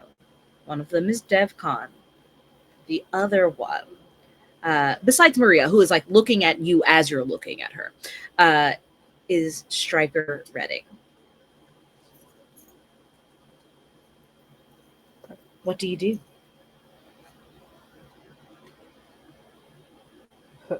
I think she looks at Maria, and there's this something that just looks so heartbroken that she knows she's like been clocked, and like you can see like her put every bit of like hope and emotion and like every little bit of her back inside of herself, and turn and go to Striker, Okay. because she knows that's what she's supposed to do. But before she leaves, she like squeezes Philip's hand and just say everything's going to be okay, and then she goes off. Please take a condition. It's very hard to bury parts of yourself like that, so you can choose a condition to take. Keep in mind, each condition puts a -2 on a certain move. So choose wisely, but be honest with your own narrative. Camilla, you've seen a lot of things happen in the last few seconds. So many people did so many things all at once. I had an initial idea, and then Pixie ran off. Tulip is being comforted and having a moment, and now Kalila is just Standing next to Striker Redding. all of the moments, Yeah. but internally. But I think I want to push on something. You said that Striker initially was the one, like, because second in command, went immediately to Dane Duloc and was like almost like freaking out about like what is going on kind of energy, correct? As soon as you saw as soon as the lights were even slightly dim enough to see more than mere shadows, Striker was already over Dane's body. Is there still that kind of agitation and panic with Stryker? Yes, I think you would sense that still. I think Camilla immediately walks over to Stryker, like no sense of anything moving her in this whole scene, just going up directly to Stryker. What does Camilla say? Calm down. There's been a murder. You're not going to tell me to calm down. You I are was a not second. making this situation any better by agitating everyone else around here. It's a murder, and they're just getting louder and louder. The more you try to calm And them if down. you weren't used to being such a civilized pup, a murder would not scare you so much. People die all the time. If this seems to shake you, then I see no reason why Dane had any faith in you. I think Stryker hauls off and hits you. Go fight. I'm okay with this. Yeah, I went in for a fight. I'm here for this. Stryker is a fighter. Stryker is a striker. Absolutely. Well named, hits in you. fact. Yeah. Inflicting a condition upon you. Joy. What do you do? Bloodlust. Oh goody. I'm gonna go with angry. Seems about right. Which, you know, might come back to bite me a little bit, but it's fine. Well picked. Fine. Well picked. Yeah, angry. It's like I think it's one of those things where it's the equivalent of like someone like trying to like slap the Terminator, where like obviously a blow is noted. Yeah. But she just sort of like cocks her head back into place. Are you finished? Stryker hits again, inflicting another condition. Kalila, you're standing right here. What do you do as Stryker, unfortunately, but very famously, just begins swinging? Walks into a room and starts swinging is the story of Stryker Redding. What do you do as you see this? Camilla in front of you, statuesque, composed, does not seem to be, getting grievously injured, but is taking these incredible haymakers from this much smaller, puny almost werewolf. How can I think she's going to when she sees Stryker move again, she's just gonna slip in between them and be like, "This is not the time. You are worried about who committed this murder. Let us go and find out who committed the murder. You wanted me over here. I came over here and you started swinging because somebody pointed out the fact that you can't lead." Wanted you over here.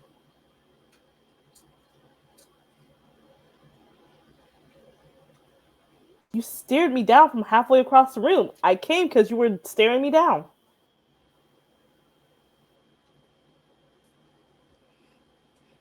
Stryker looks around confused. And is so confused it pulls them out of the fight or flight. Well, it's just fight for Stryker, but pulls them out of the immediate fight response. And a pup just goes, I don't think you know what it is to be called over.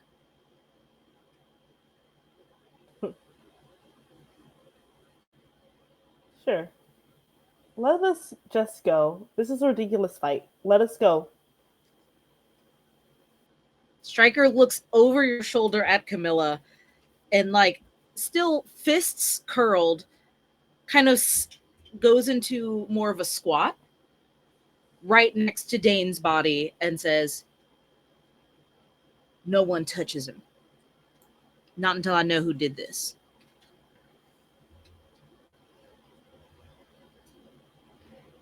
if you're finished being emotional, then I can find out.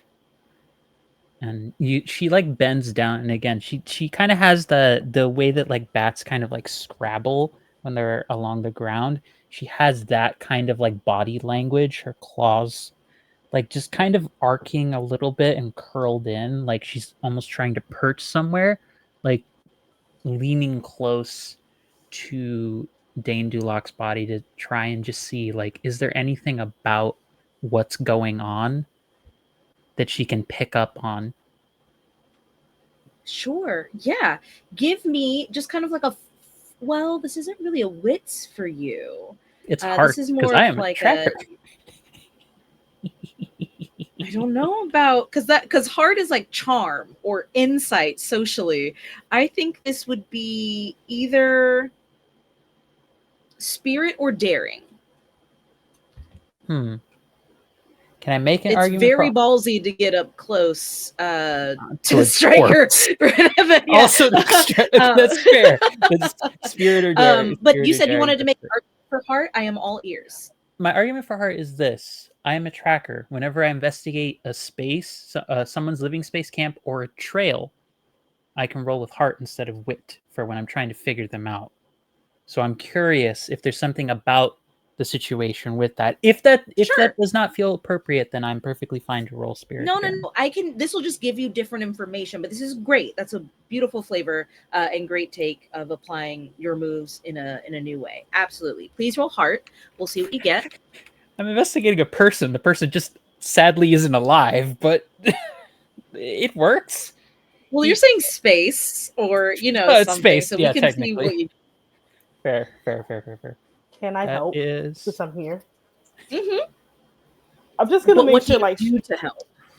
I'm just gonna make sure Stryker does not get in like her way, like being like the weird little guard dog that he is. Just be like, no, just leave, just let Camilla do what she needs to do. Just stop.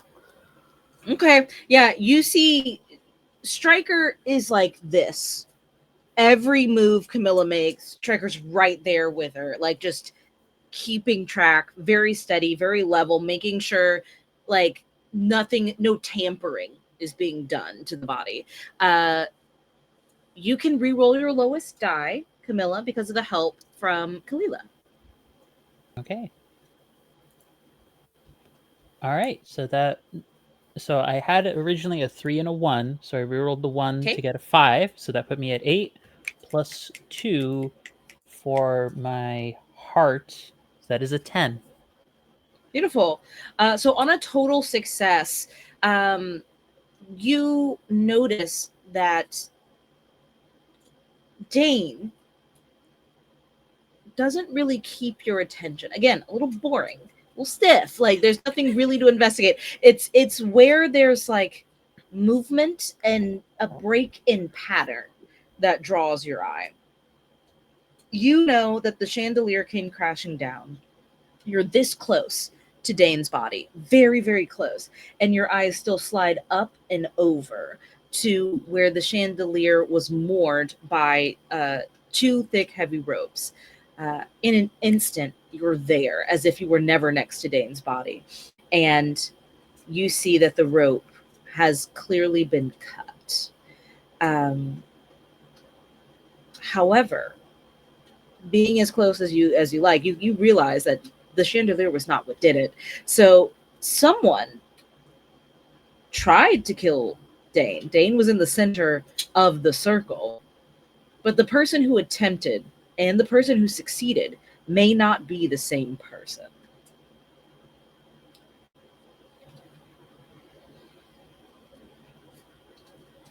I think when she notices the rope, and if she's able to put those sorts of things together based off of just all of the info you gave us or you gave me, I think she goes back to Stryker, like goes right up in Stryker's face. Now, if you're interested in being angry at someone who's actually responsible for your troubles, you're looking for 2 people. Give me a name. Give me 2. I wish I could give you a name. All I know is that someone cut the rope. But that's not what killed him. Immediately, Stryker stands and looks around at the staff and goes, "Search everyone here for knives. If you have a blade, come forward now. Be honest about it." And their eyes are scanning the crowd. The staff who was working this evening begin going up to people asking. They're not like patting people down. They are truly just asking if anyone has any knives. Do any of you have any blades on you who are here?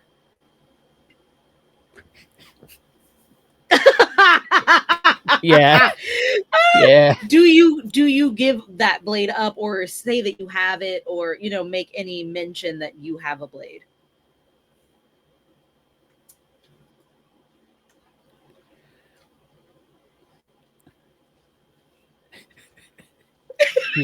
Our GM's face says so much right now.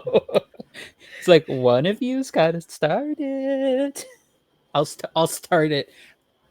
Camilla has just casually had an obsidian dagger like hidden within her purse, like on her person this entire time. It still has blood on it because its purposes are not pleasant. Yeah. But she hands it over to Stryker. Immediately, Stryker's eyes go to the blood, smells the blade, makes a face, and hands it back, and looks extremely unimpressed. Doesn't spare you another look. Is already scanning the crowd for the next person to give up a dagger, and the next person. Immediately doesn't think you had anything to do with it, which is interesting. It's like, no, I mean, if you were cutting through a rope that thick, the blood would have at least gotten a little bit scraped off. This is like, you just use this to carve up something with flesh. There's no way that this is what is the, Stryker smells it, realizes it's not Dane's blood, and it's the blood is still fully on the blade. I'm so too obvious to have killed Dane. Maybe that's exactly what you want us to think. Wonderful. And Tulip, you were kind of on the edge after Kalila went deeper into the circle to face off against Stryker and help Camilla out a little bit. What are you doing in terms of searching for clues, looking for people, exploring the space, etc.?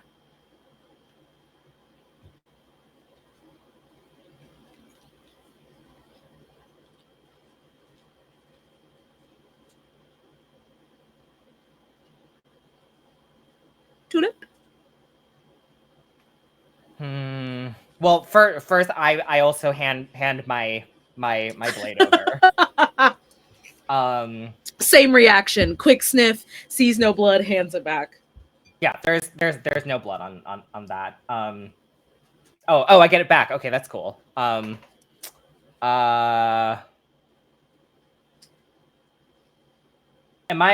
I close enough to overhear Camilla saying that it wasn't from the chandelier? I think so.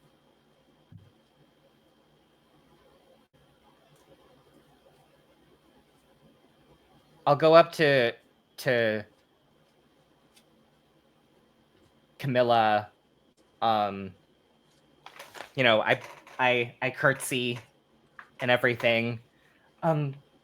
Mistress Camilla, you don't know me. My name's Tulip. You said that it wasn't from the chandelier?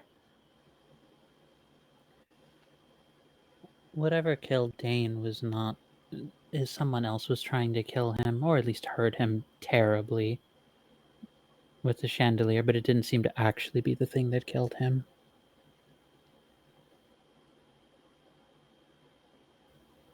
Is there something you'd like to tell us for why that's relevant? No, mistress. I'm just I'm just worried because I would like for us to be able to leave is all, mistress.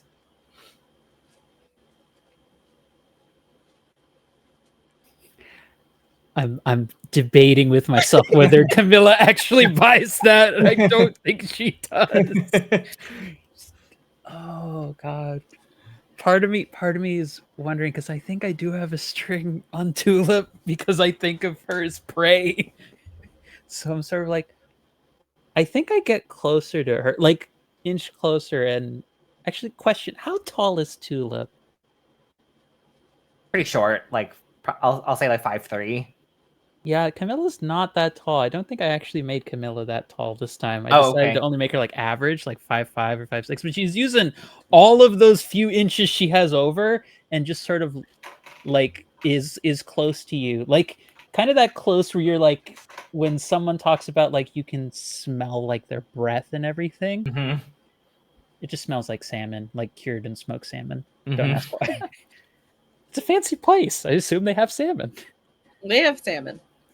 Excellent. She's like, why? What are you hiding? And what would it take you to tell me? Are you using the move influence with a string right now? Yes, I was trying to just layer it in there to be as direct as possible to that, if that's okay, if that works. Absolutely. Absolutely it does. I don't want to like break so- too much of the flow by just being like, I would like to use influence with the you're string. fine. Oh, thanks. It's totally fine. Great. Alex just over here like Angela's doing mischief again.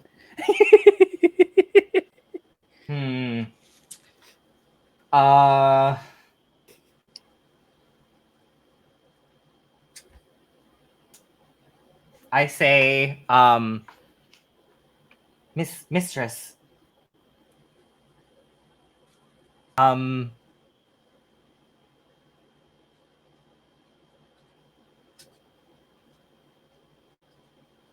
Do you mind not broadcasting my reasons if I do tell you? Because I'm more than happy to tell you. But I'm more than happy to tell you, and as I also find your insight very helpful.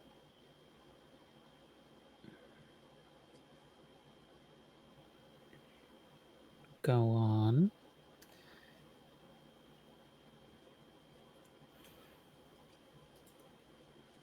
It's quite simple, really. I really am just worried about Maria. That's it.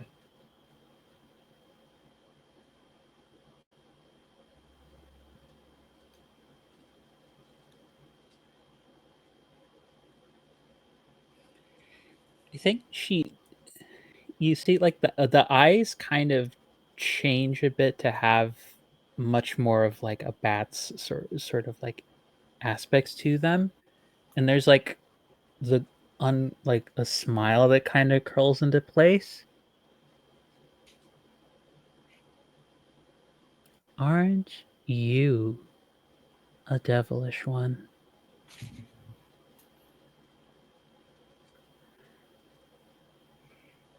If you would like to enjoy the rest of your evening, then let me cause havoc for you.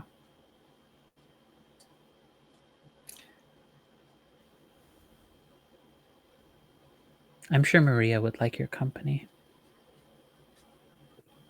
I doubt that there's anything that I could do to stop you, Mistress. No, there isn't. Well, I appreciate your time, Mistress. She just like pats you on the shoulder, possibly on the softest thing she has ever done for somebody else besides Ayana ever, is just like, there. That's that. She doesn't say a damn thing about any of that. She's like, okay, you got gay shit involved in this too? All right, I'm out. Beautiful. Well, now you know a little bit more. You're looking for, I mean, there's multiple people that seem to be a quote unquote culprit, but only one that seems to be a murderer. The chandelier was cut, we know not by whom, and Dane died by other means, though we have not discovered those yet. Before we get back to Pixie, I would love to check in with Kalila one last time up here with the body. Please give me a wits check. You are very, very close here. So I would like to see if you notice anything useful. 9. Okay. That is a mixed success on the higher end.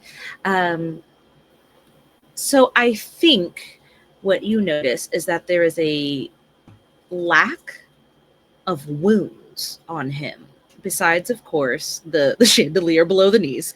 The rest of him is almost pristine besides that one drop of blood coming out of his mouth. No stab wounds. There's no like strangulation marks. There's nothing that would give you any reason to believe that anything had happened to him besides like maybe a heart attack because a chandelier fell on him. So it's kind of hard to tell, but you don't think you're looking for a weapon with that wits check. You know that Camilla and Tulip are also both looking for clues at this point, trying to suss out the culprit. What do you do? I think she relays the information. She's just Okay. like, there's the, like, she sees that they're kind of talking, so she waits until like it kind of stops while she's looking, and she just kind of like, I know somebody cut the chandelier, but there's no stab wounds or strangulation marks or anything on the body to suggest that he was harmed in that manner. As you say that, LaRue Lorraine, still at the edge of the circle, looking down at Dane's body from over the rim of a wine glass, says, "Now she's right. I saw it myself. I knew years ago Dane was going to die from poison. I saw it. Looks like that's what finally caught up to him here today."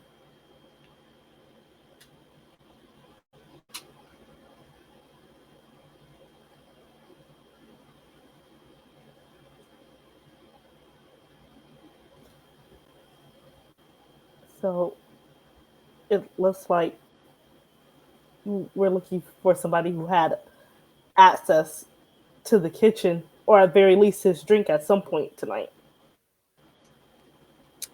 And as you say that, from the kitchen arises Adi Azay and Pixie Fangborn. A couple of heads turn. Pixie, you're not really sure why everyone is looking at you like you did a murder. But as someone points out the kitchen, you emerge from it. What are you doing up here? As Eddie breaks off from you with just one last lingering glance over his shoulder at you.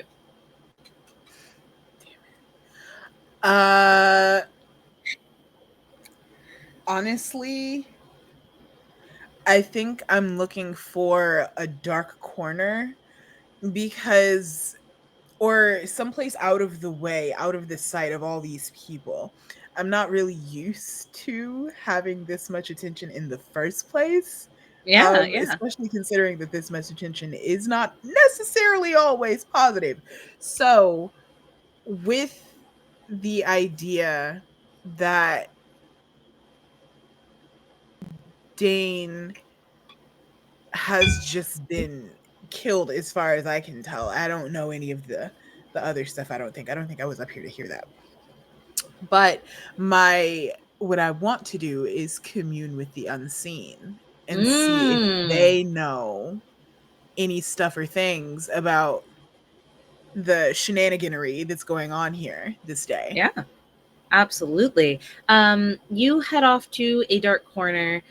Wait until the stairs kind of drift away from you. As there's more gossip going around. Everyone's whispering, talking in low hushed tones. A few people have started like looking around the room as if they are also looking for clues. And you set aside a space for yourself in a dark corner. There is a staff member who is kind of like looking at you out of the corner of their eye, just making sure you're not about to try and burn the place down or anything. And you begin this ritual. Can you tell us what the ritual looks like for Pixie as you start this? For Pixie, she has like a belt almost that has little potions and potables on it, and like little satchels and stuff, just because like she always looks like she just left the lab, because she probably did. And I think I take like a little satchel of salt and like put it into a circle, like put a little salt circle, add a few herbs in the center, and like I sit and meditate. It looks like I'm meditating, but while like focusing on this circle, and Poof is at my shoulder doing Yeah. jellyfish things. You find yourself in a pasture. Thousands of poofs float, bobbing like jellyfish through the sky around you. A breeze rustles the leaves of the oaks. Yes, back and forth. You are at one and at peace here. A small colony of poofs jellyfish up to you uh, and look like they are waiting for a question. They glow softly in different colors as they patiently wait your inquiry. Okay. So a dangerous unseen has to get a string on me, and I roll plus spirit. Go for it. So +2. Come on, be nice to me. Oh, super nice. 11. I It's can a do total math. success. Yeah. Poofs are beautiful, very cute. They float. What do you ask? My question to the unseen is literally who done it? Who did it? Who did the thing, whatever that was, that killed Dane? Who did it? Absolutely. Absolutely. You see these poofs gently bobbing, and then they begin to coalesce and come together until they are layered on top of each other, and they look like a hand. The hand reaches forward, and you feel just the softest touch here in the center of your forehead as the fingers pierce something inside of you, dragging a long, glowing white string out of your head and pocket it into the poof cloud.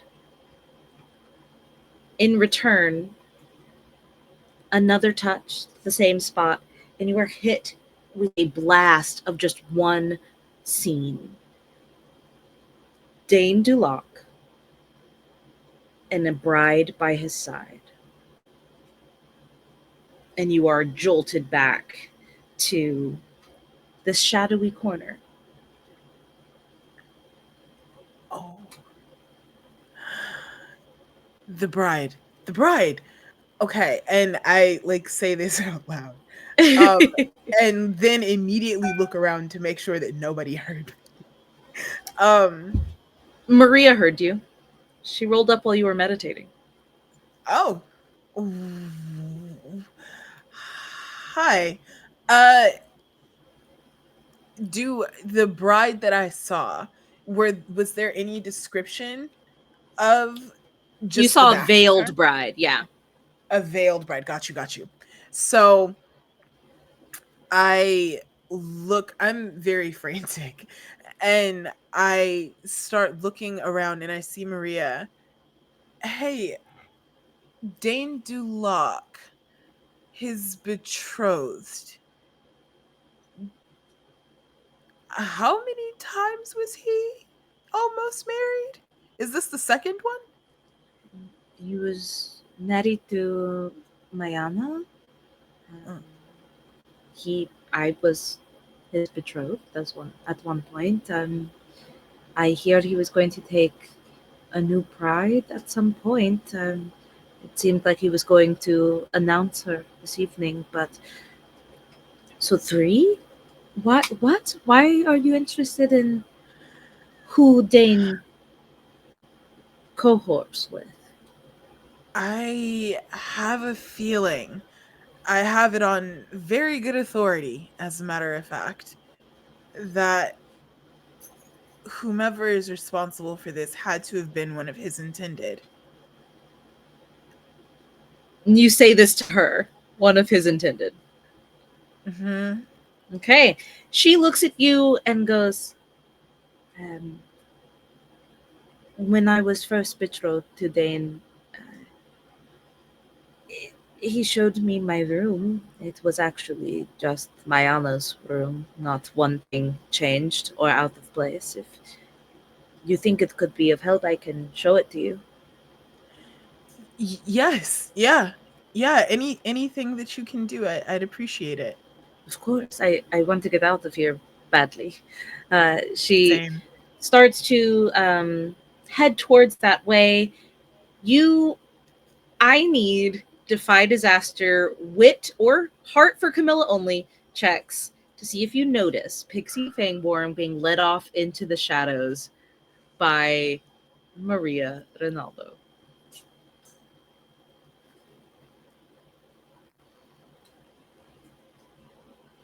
From everyone? Yeah.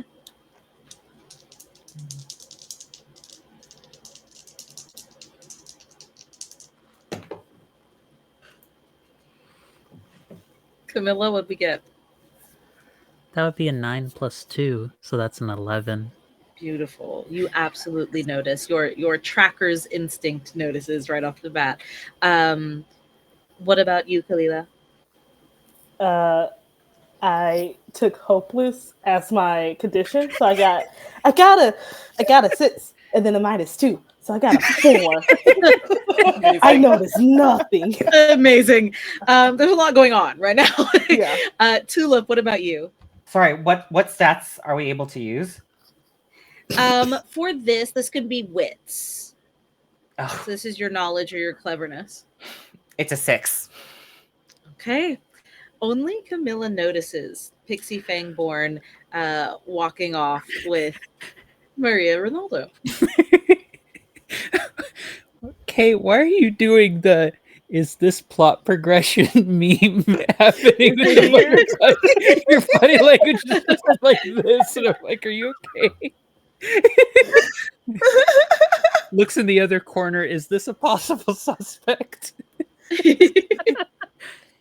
I think Camilla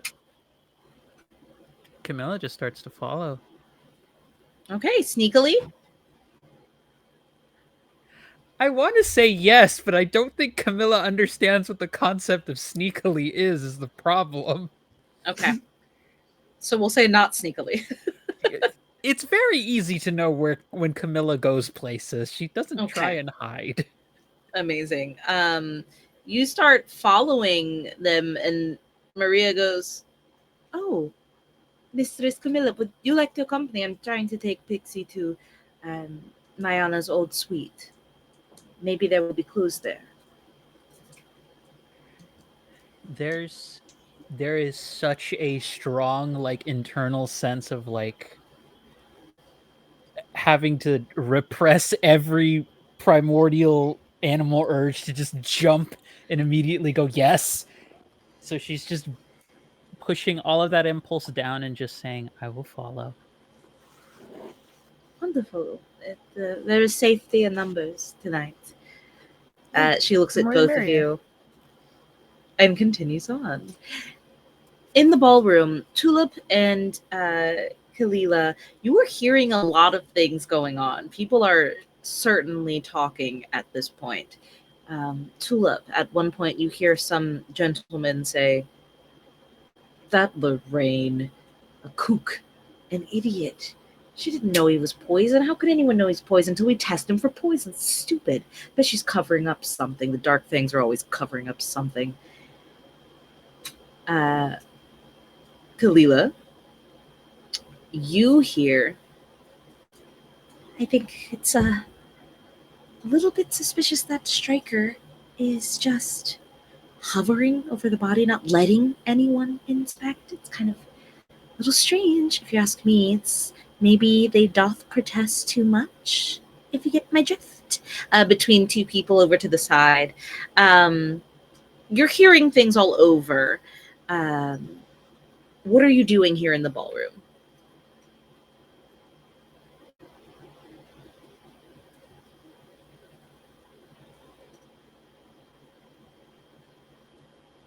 I think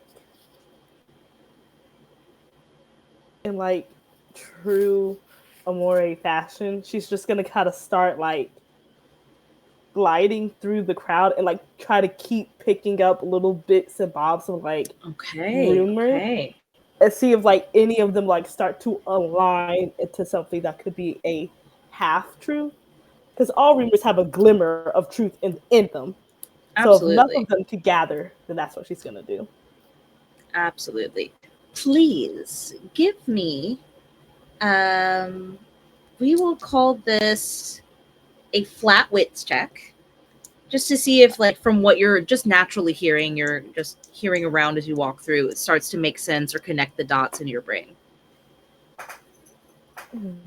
Oh no. That's a 2 and a 1, a 3. Amazing. My dice hate me. You're hearing a lot of things, but none of it is really making sense to you. You're hearing that Maria is oddly calm for being in like enemy territory. The full moon pack was not happy that though Maria had agreed to be betrothed to their alpha, just like escaped out in the middle of the night, but still decided to deign us with her presence by showing up here tonight. There's talk of Eddie Eze not only coming up from the kitchen and having access to it, but being upset that the deal he had made with Dane was going sour. There is also talk about of a sighting of Mayana in the window when someone was pulling up this evening to the festivities, but that's like laughed off as just an old ghost story. Like, you're not going to scare us. We are creatures of the night. Don't even bring that up. And you hear all of these things. I think it is at this point that you also hear that your name is mentioned, that Camilla's name is mentioned, that people are suspicious of you two.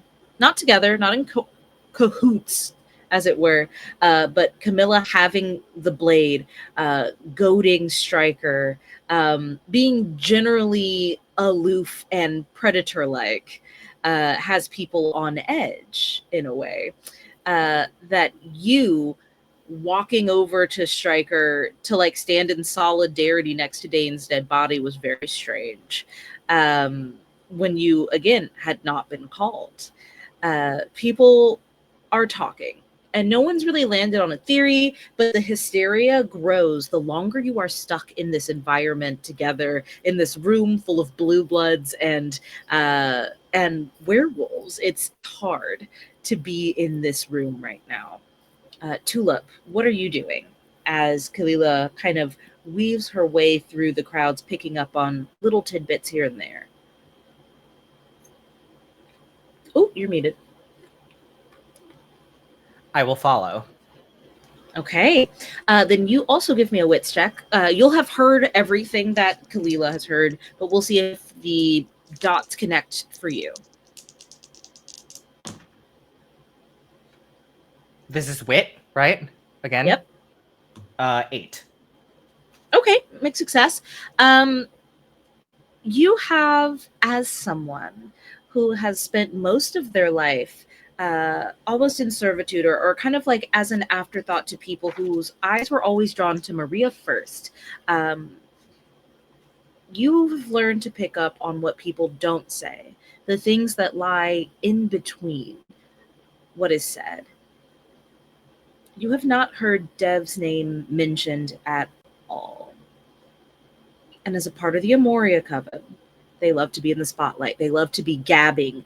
A gossip columnist should want to be in the center of this right now.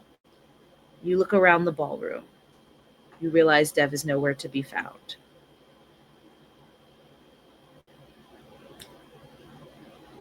Where's Dev? What? He's not here. And this is like candy for him. Is it not? It is strange. We should find him. He should be here. That is like his job, is to actually be here. Is it? Can we ask around? If anybody has seen him? Absolutely.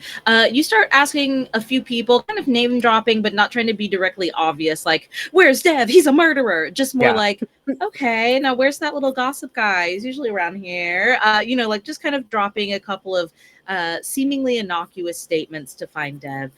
You get wind that he was heading towards Dane's private study earlier.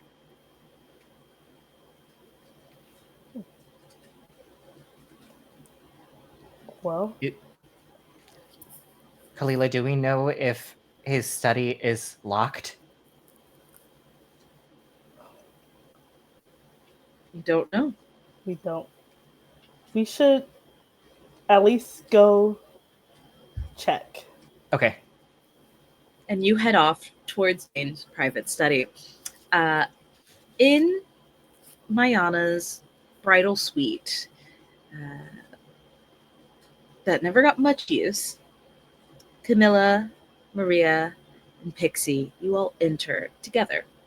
What you see is reds, velvets, and a lot of white. It looks like all of Mayana's things were white, but that Dane had spared no coin purse in decking out this room in blood red. It's almost as if he's like, well, I have a vampire bride. They like red. It'll be fine. And just covered the whole room in it, even though Mayana was clearly a soft core girly. Pale whites. You see gentle beige, off-whites, eggshell, like all various shades of pure. And you get in there, you look around, you see a lot of pictures of her family. Camilla, I think very quickly you see a portrait drawing of you that Mayana had done. Up with a bunch of others that she had done as well, kind of taped up against her wall. Pixie, you may see this as well and notice that Camilla is there. You enter, and Maria kind of goes to the middle of the room and is looking around and is like, I'm so glad I did not move in here. It is garish.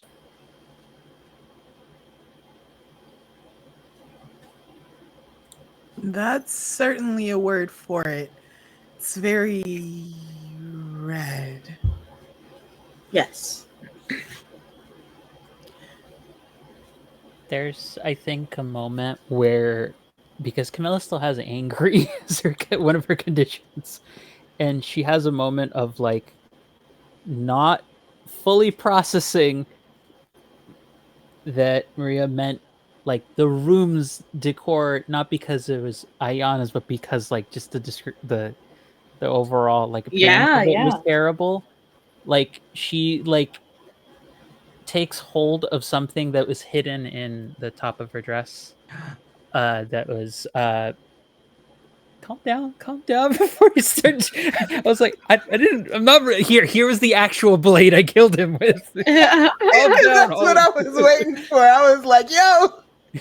No, she pulls out a locket that she got from Ayana at one point, and like restraining herself with all of her rage and like keeping inside, like she holds on to it to like try and calm herself down, and she just snaps the locket, which is made out of like gold, between her fingers and her fists, which gets rid of the angry because I broke something that was really important to me.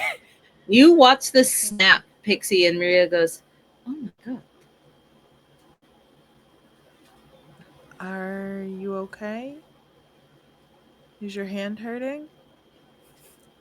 There's very clearly like it's just blood going down because the nails, like she's gone full balling fist motion, and I've already said her nails are extremely claw-like. Baby got the triple XLs. Okay. Listen, they were on sale. You can't judge me. They looked nice. I mean, period. Like sometimes you need a clickety clack. I get you. I haven't been able to click and clack in age. I got to do that anyways. I'm gonna get distracted. But yeah, no, she's just like, I miss her dearly. I miss her more than anything I could state. I wish she was here.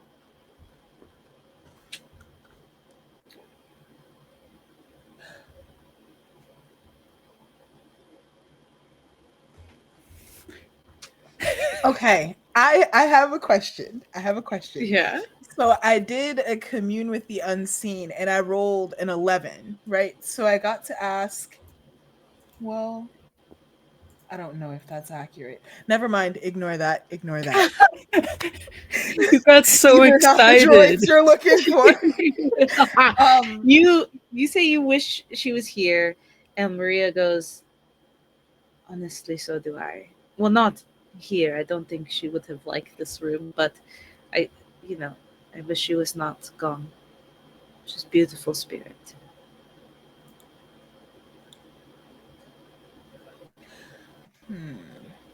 You are better than this place, Maria. Maria looks at you, and her eyes like slowly slide to the portrait of you on the wall behind you, and then back to you again, and she says, and you are better than just some hanging art, as beautiful as it may be. You deserve to have more than that. That is what you wished. I'm sorry you did not get it.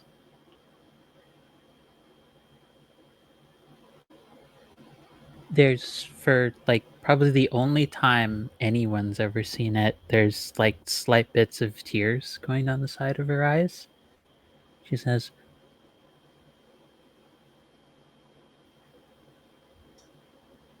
there is so much about our immortal lives that we take for granted. And one of the things that I feel we've often lost is recognizing how much death can mean to us, especially of those who we loved very much.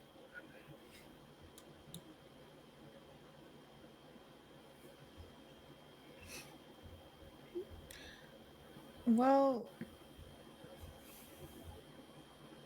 are we certain that Mayana has passed? Or I knew that if I were drawing beautiful portraits of someone I cared for, it would take more than Dane Dulac to keep me from them.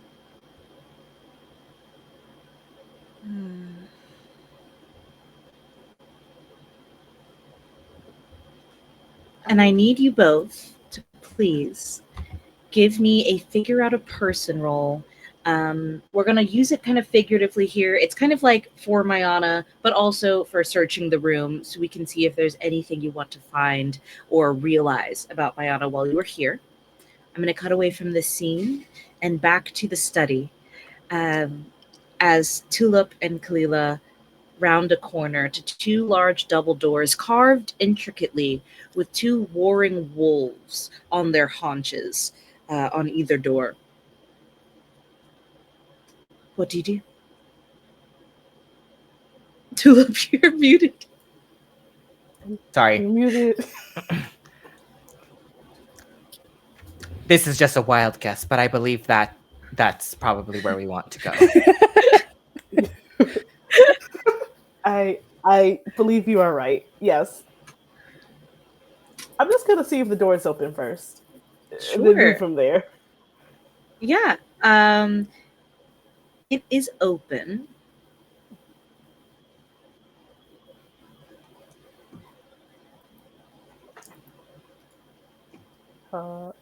Is Sorry. it working now? Okay. Sorry, I accidentally got rid of it. That's my bad. It's okay.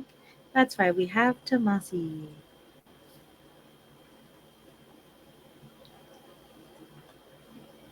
When did I get rid of it? No, wait, no, I still have. I should. Oh no, I don't. Okay, yeah. Wonderful. So many emotions going back and forth here. So the technology is feeling it. You realize that as you turn the door, you can creak it open.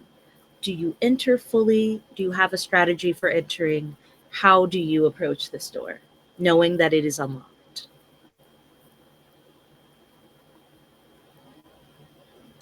I mean, you're like next in line. I don't know if we have to be worried technically about sneaking in, right? Yeah, I guess we don't have to be. I was really more worried about if Dev was in there. Yeah. That was my biggest concern. Don't. Don't. I'm going to. How about this? Do you want to hang back and I play dumb going in? Yeah. I'm gonna do that. I'll just be close enough. If I hear things going wrong, I'll swoop in. Yeah, be around the corner. I would very much prefer to not get hurt. But desperate times, desperate measures. I'm not. I won't let anybody hurt you. So I take, a bunch of deep breaths, and I kind of collect myself. So yeah, I open the door and I go in. This is a warm lit room. The fireplace is nearly the entire left wall. The right wall, floor to ceiling bookshelves. Of course, the rolling ladder and a massive, massive desk. There is a huge window, stained glass everywhere, more wolf imagery, Dane's an alpha asshole.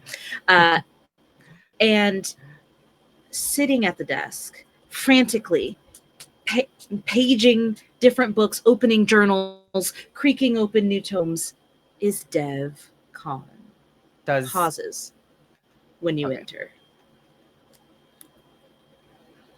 He looks up at you. What are you doing here?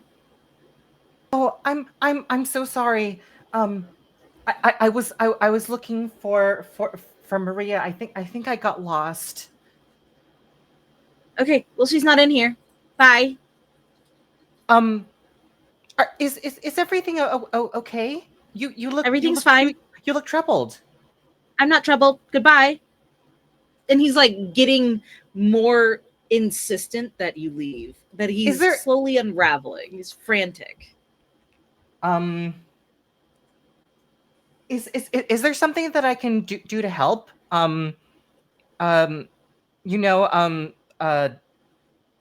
Like I like, I'm free right now, so like if is there anything that I could do to help you? I'm used to helping and serving and stuff. Oh, trust me. I know. You and Maria weren't nearly as discreet as you thought you were being. You're still not.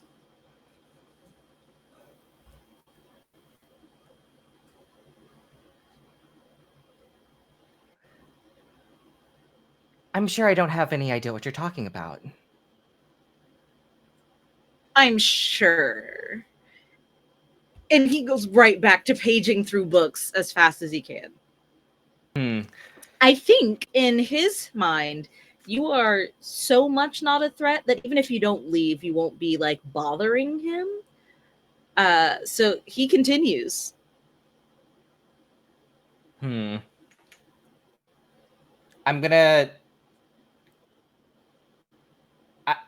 would like to see if I can continue my act and see if I can catch a glimpse at what type of books he's looking at.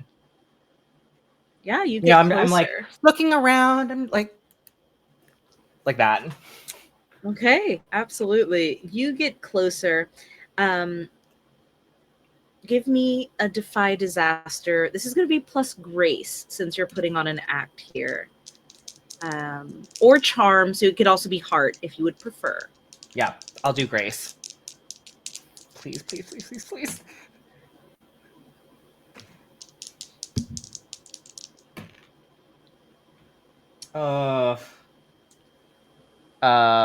Five.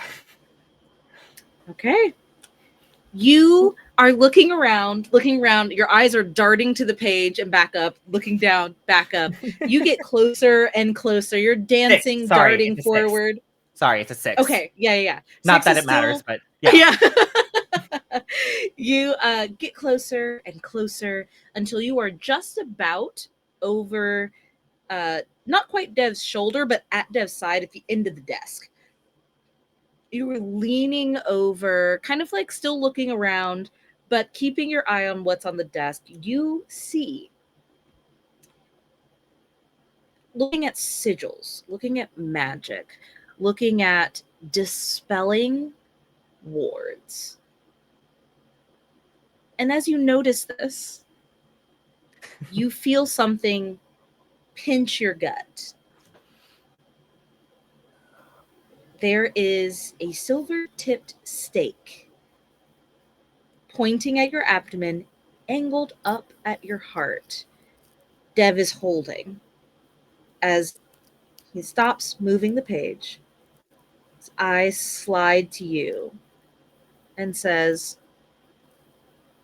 like I said, you're not very discreet. And we're going to cut from there for just a moment.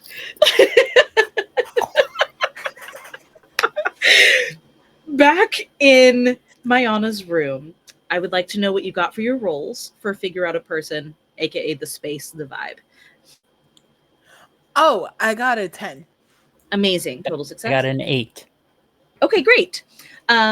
So with an 8, you still get to ask these questions, but with a total success, I'm going to tell you what you find rather than give you questions. And for Camilla, I would like to know what you would like to find. Is there anything that could give you either closure or hope as you stand in the bedroom of your lost love, someone you care about, obviously? Really got to throw my own words right back at me. Thank you.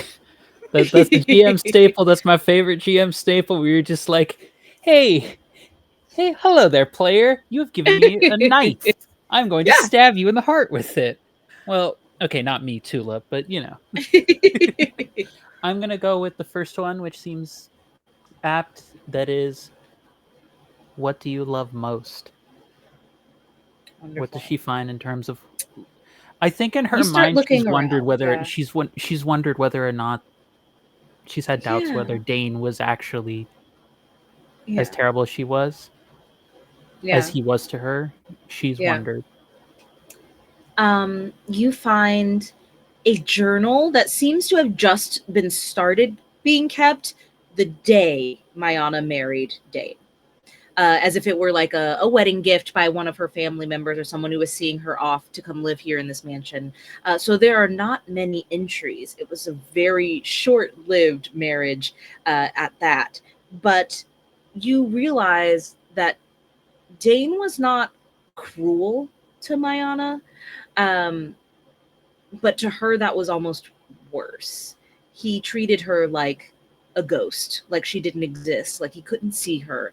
There was a cruelty in the neglect and the level of neglect that he was giving to his wife, because Dane loves everyone.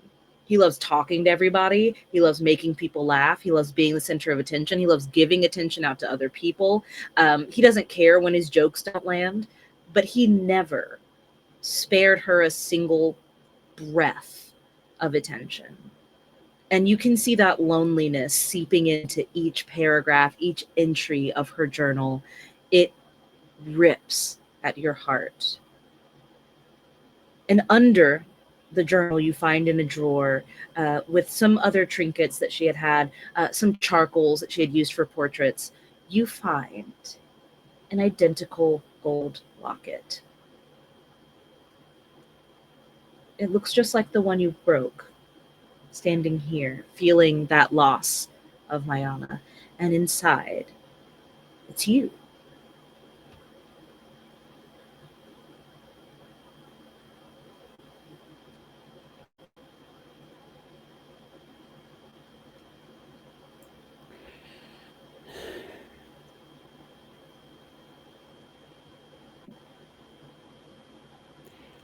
I would like to ask if I can slightly modify a question. Of course you can. What did you hope to get from being with me? I think that there is one entry in the journal in particular that describes the conversation that you had with Mayana, your flashback from earlier this evening, where you are not referred to as Mistress Camilla. You are referred to as her savior, her lighthouse, her reason for hoping that there will be a better life ahead for her. She wanted nothing from you but to bask in the being that you are. Her care for you was unconditional, and her belief of you was inspiring to her. She wanted nothing besides to continue to bask in all that you are, in all your ferocity, in all of your cunning, in all of your lack of stealth. She just loved you.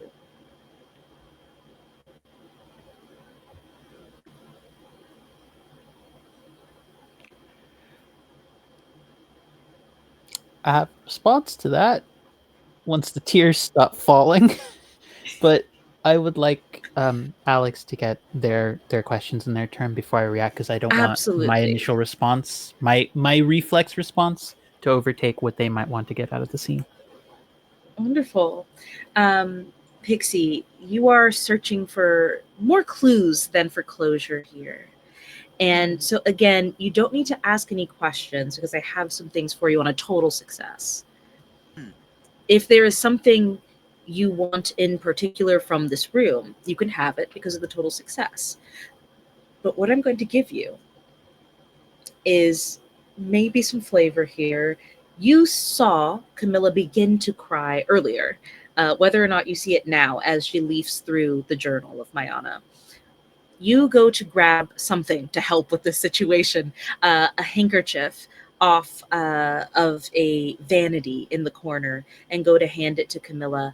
But as soon as you take that handkerchief, you see a small mahogany case with the golden seal on it.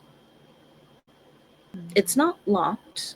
It's propped halfway open by a cork, like a cork top. You do see the seal there. Gold. A Moria sigil. You know that Mayana Kestrel was not a Moria.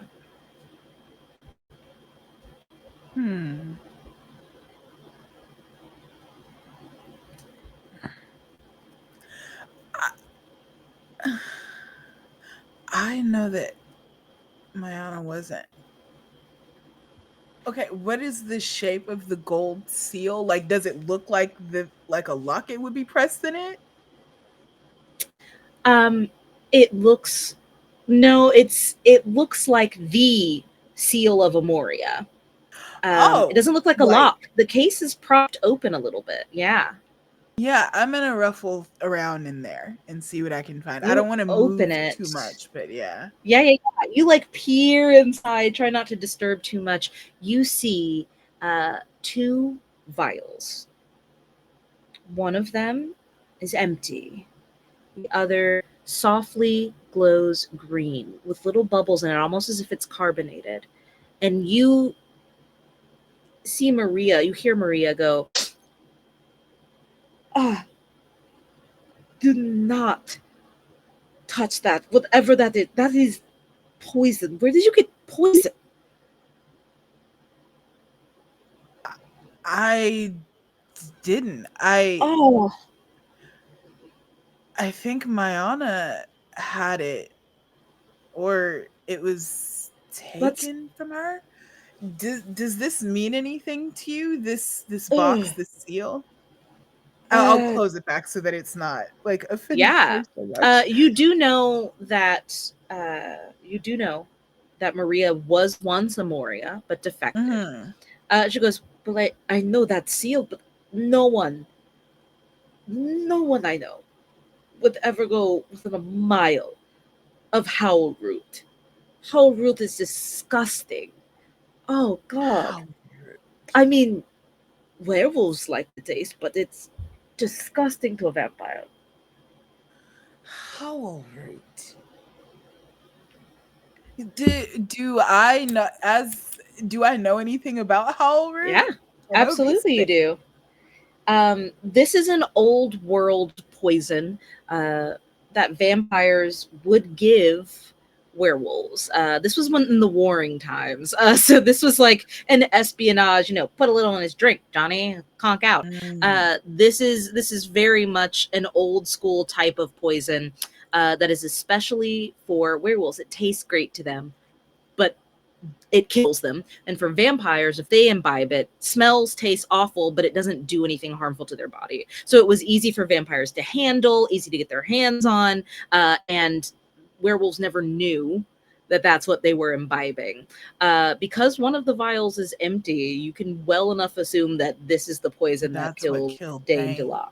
Indeed. Yeah. Jeepers. Well, all right then. I want to keep the box with me. Absolutely. Yeah. So you take the box and Maria goes, "Can you please close that?" Please, yeah, I'm begging you, please close that. You close the case and you hold it. You both turn to see Camilla kind of like trembling as this journal and this locket is in her hands. Camilla, I pan back into you. Please. Ooh, do it now. Yeah. Yeah, it's probably gonna happen now. I've been waiting to do this thing the whole time. So I've been tracking my feral meter, which when it hits 4, which it just did, because she starts grieving quite a lot. Transform happens, which is I have a bestial form, which you can assume at will and must assume when her feral hits 4. When you do, tell everyone what the beast looks like. Feral goes to 4 if it's not there already, and I roll plus daring. Please tell us what your bestial form looks like. Basically, it's I think a nightmarish version of what was hinted at when she gave the sort of embrace to Mayana earlier, whereas before it was like more a shadow of vampiric wings that are like stretched out with leather to them. Now they're actual wings, like coming, like her arms like have the full leatheriness to them, Like the whole outfit is mostly shredded except for the tasteful bits, because you have to be careful about that kind of thing. But there is, it's like it's not pleasant. I will not get graphic, but I will say, what was it, American Werewolf in London kind of vibes of transformation. Yeah. It's very, when she doesn't do it willingly, it's very painful. Yeah. And it goes from like a crying out to like a bat screech throughout it. So yeah, it's not great. It ain't great. Amazing. You, Pixie, you and Maria see a wing that is somehow an arm that is somehow much bigger than any cloak that Camilla had been wearing jut out. You hear cracks and see the skin ripple as it knocks over a lamp. The transformation begins. It is no longer up to Camilla. I have a question. Do you run or do you stay? Oh. You have the evidence in your hands. If you stay, it could be destroyed. If you leave, Camilla may not be able to find a way back to herself. I'm in danger, and so are you. You could be hurt. Okay. I have an idea. I have stress. Okay, I have an idea. What if I put like one of the vials? Well, that would make me look guilty. Yep. Damn it. Okay. What do you do? Okay. I want to stay with Camilla to try and like talk her down or like calm her down a little bit or appeal to her humanity, vampirity, I guess. I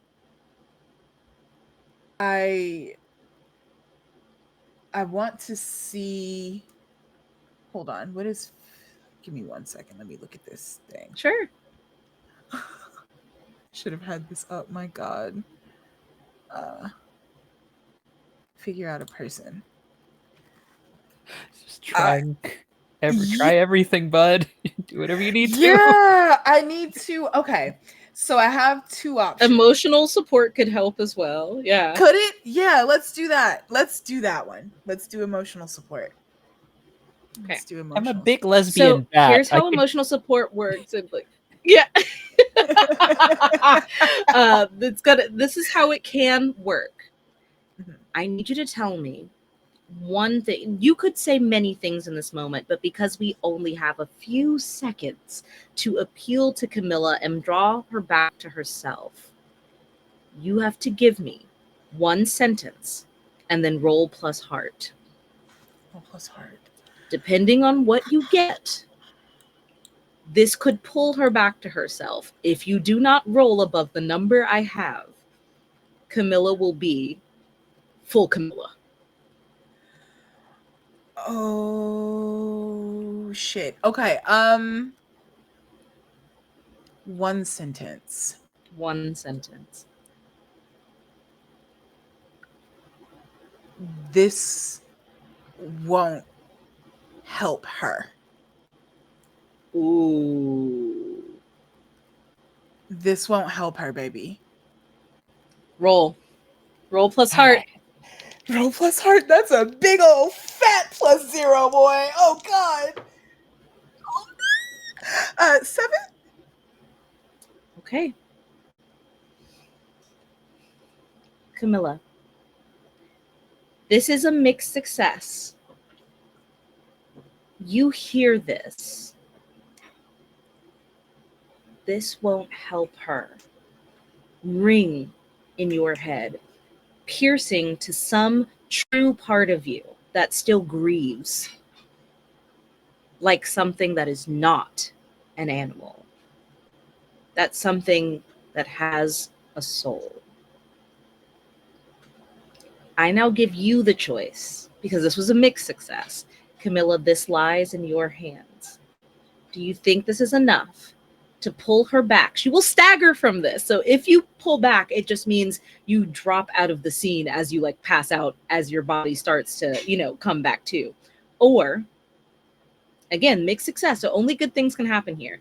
Do you subject yourself in this moment of clarity to shutting, you know, shoving them out and closing the door, locking yourself in so you can do no harm, though you know you would be trapped in the hell of your lost love?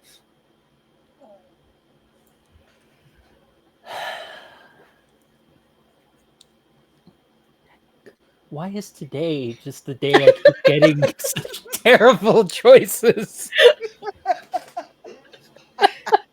I had a terrible choice to make earlier in my actual life outside of this game. It was on the same level of yay, buddy. Oh god. I'm so sorry. Oh god. So my options are either just pass out or But come push back, them beautiful. out. Or push them out and lock yourself in.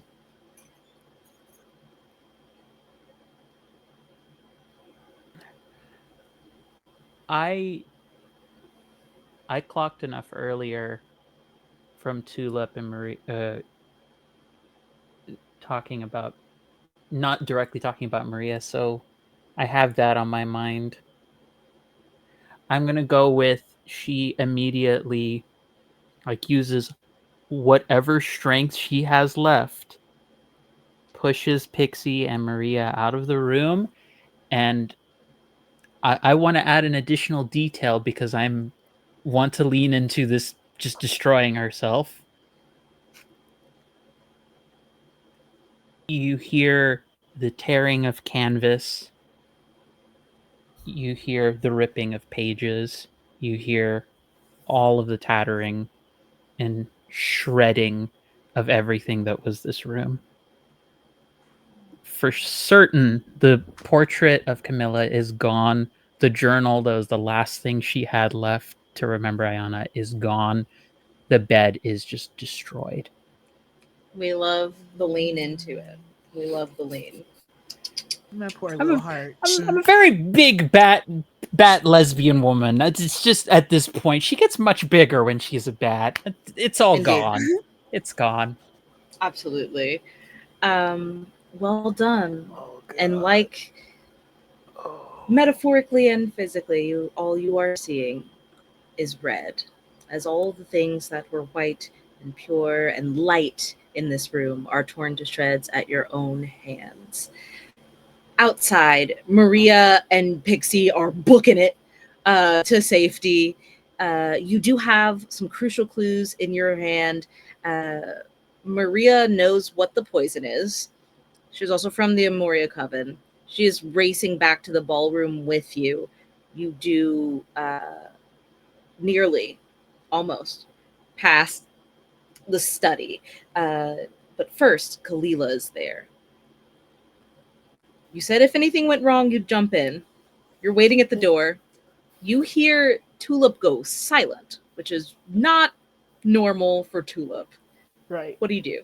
I immediately run in. No Amazing. questions, just I beeline. Yes. Okay. You run in.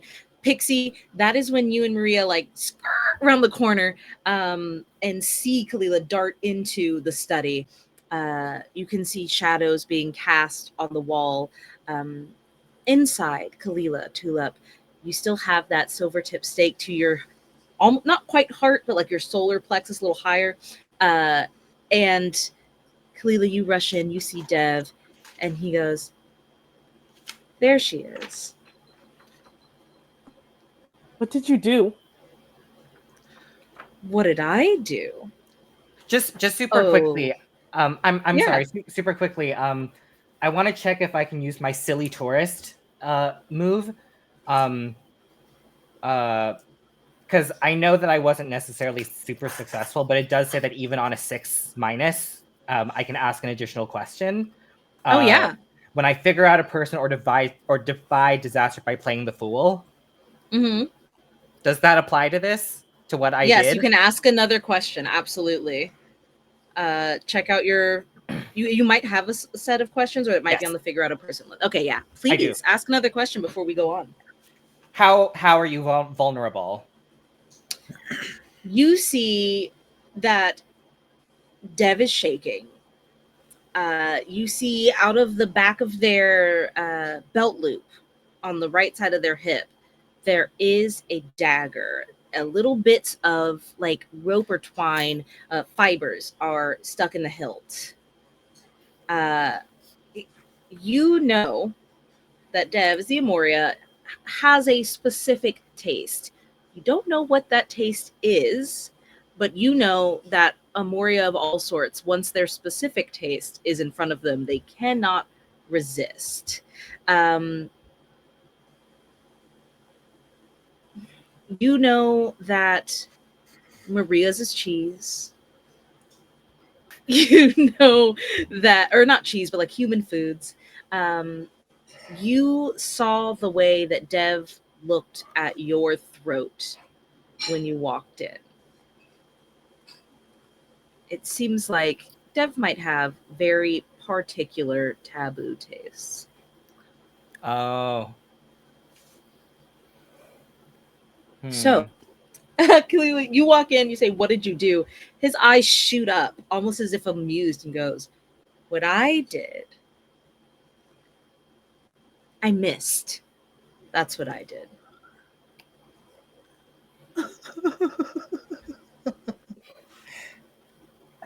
Oh my god. Mm-hmm. I think she's just like, oh no, she's just like, what can she do to get Tulip out of it? Just like away. Just like get her away. Just get her away. And that's like all she could think of, like, Yeah. I sent her in here and now she got hurt and it's my fault and I should have went in first. Pixie, Does Deb you in run this in. moment count You- as a Pixie is quite large, all things considered, by comparison to other people, I guess. And she literally darkens the doorstep as she walks in. Love it. And awkwardly goes, "What the hell is going on here? You missed? What does that mean?" Dev's eyes go to you. They flicker up and down, kind of like going through a mental registry of all the dirt he has on everybody he looks at all the time. And immediately goes, "This conversation just keeps getting longer. Okay, great." And kind of pushes a little bit at the silver tip stake at Tulip. It does not pierce, but you feel it poking deeper. Yeah. And Dev goes, back up. I've almost figured out how I'm going to get the fuck out of here. I don't need any of you screwing it up. And he's flipping through those pages, poking at Tulip. What are we doing? Ooh, I want to commune with the unseen again. That's a whole ritual. It is. I don't know. I probably can't do that snot decision. Ooh. Can I try to figure out a person with Dev? Absolutely. Yeah. Okay, I would like to do that. This qualifies as a physical conflict, yeah? You may not be actively like fighting him, but like Tulip's at the edge of a stake right now. Go for it. Right. Okay. Somebody has been stabbed, so Yes. You know, qualifies. Not all the way, but they have been stabbed. We're getting there. Yeah. I got an 8, which is I think like mixed success, but the move that I'm trying to use is Whispered Secrets. Okay. It says when you figure out a person during a physical conflict, you may additionally ask one of these questions, even on a 6-. And the question I'm interested in is what haunts him. Oh. Wonderful. Ooh. Wonderful. Everyone has secrets. Everyone has dirt, Dev included. I think what haunts Dev is the fact that he's got Aaron Burr syndrome. He wants to be in that room so bad, but he's only ever allowed access on other people's terms. It's never because of his talent that he's needed, that he's liked. It's always because it's his job, or someone wants their name in something. It's always about what Dev can do for others. It has never been about Dev. And that truly haunts them. The fact that they think they could die insignificant, no acclaim to their name. You hear Camilla's voice for a moment saying, I want you to not be you for just a little bit.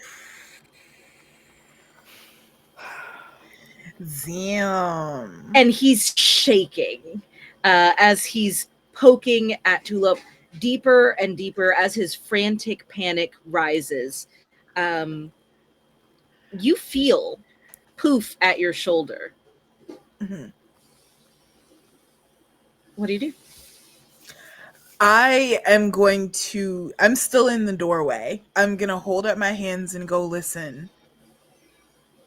It's not us who didn't choose you. You deserve to be chosen. Everybody deserves to be chosen for what they can do and who they are. But your problem is not with us. So why don't you put down the stake and maybe we can chat about how all of us can get the hell out of here, because I have unfinished business and this is taking up too much mental real estate. And I also add like, very, very softly to not scare him. Please, Dev. We're in the same position here. Remember?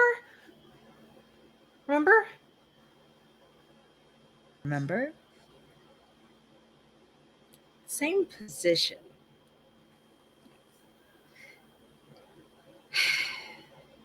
You know what, Tulip? It's too easy. It's all too easy.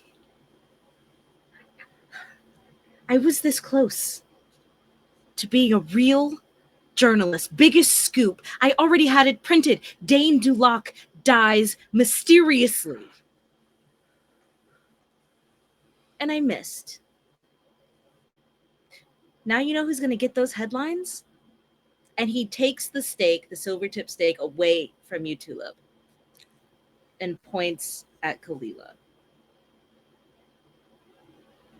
The bride who poisoned him.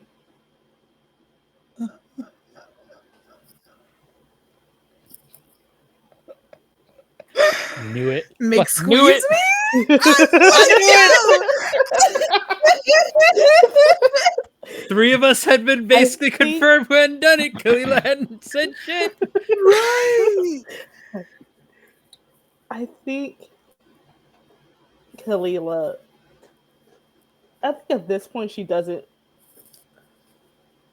she's felt bad about it the moment she committed to the bit where she was just like, this man is awful. We gotta get rid of this man. Yeah. This is a bad man. Period. Bad man. But it Throw was away kind all of the like, man. yeah, just throw the whole man out and we'll fix it later. And later has come now and she doesn't know what to do. And she's just like, Dev, nobody has to know. Like, it's fine. Like, nobody liked him. It's fine. We could just let it go and we let it lie and leave it. Just leave it. I don't. Dev points to you, Tulip, and says, "You're gonna let it slide? You're just gonna pretend this didn't happen?"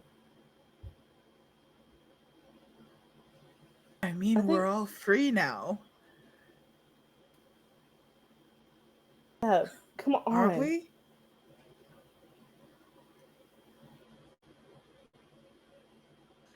All of you roll entice rolls, please.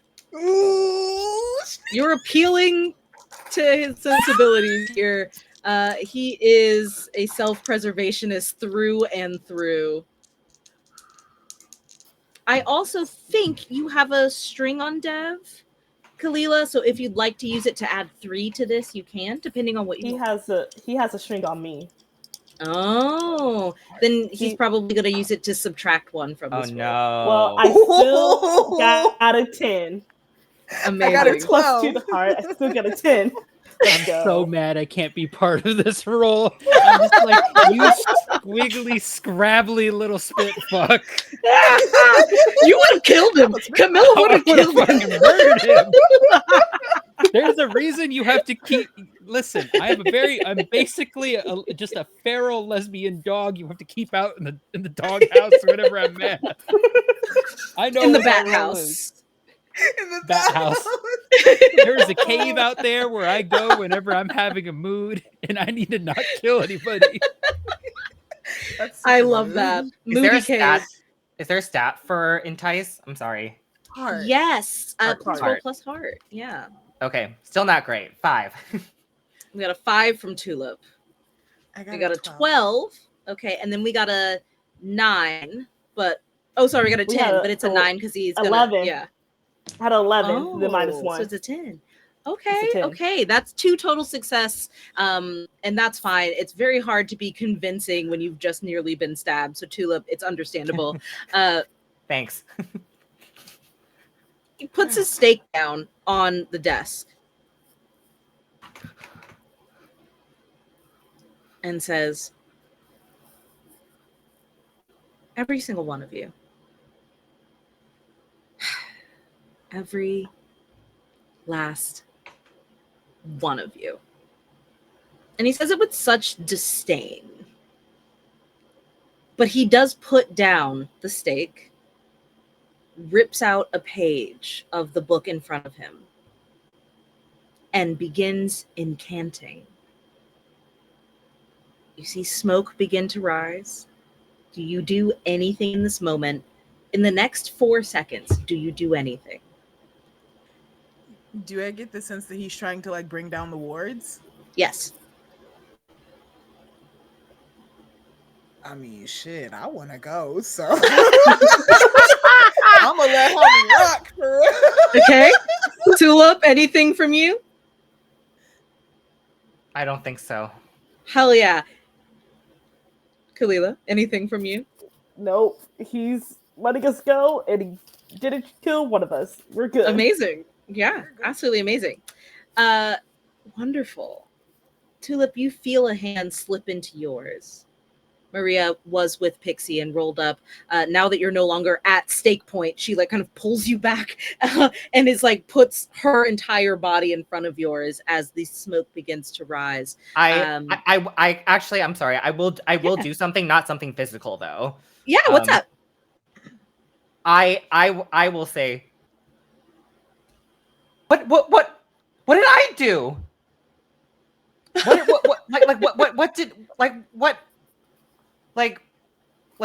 we were in the same clan, and I wasn't. I'm not in a high. I've never been in a high position either. What did I do wrong? You are saying this as Maria's hand is gripping yours. You see that his eyes have rolled back as he's incanting. There is one moment of pure lucidity where he zeroes in on you. His hair is flying back in the green smoke, waving and billowing around him. And he says, "You lived your life in fear." And disappears. You see that shimmer dissipate. You see some of the lights begin to come back on around you. You can hear footsteps rushing down the hall.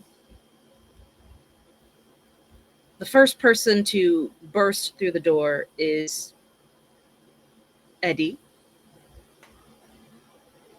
He looks out of breath, wildly looking around the room until his eyes land on Pixie. You see an entire sigh of relief collapse his body a bit.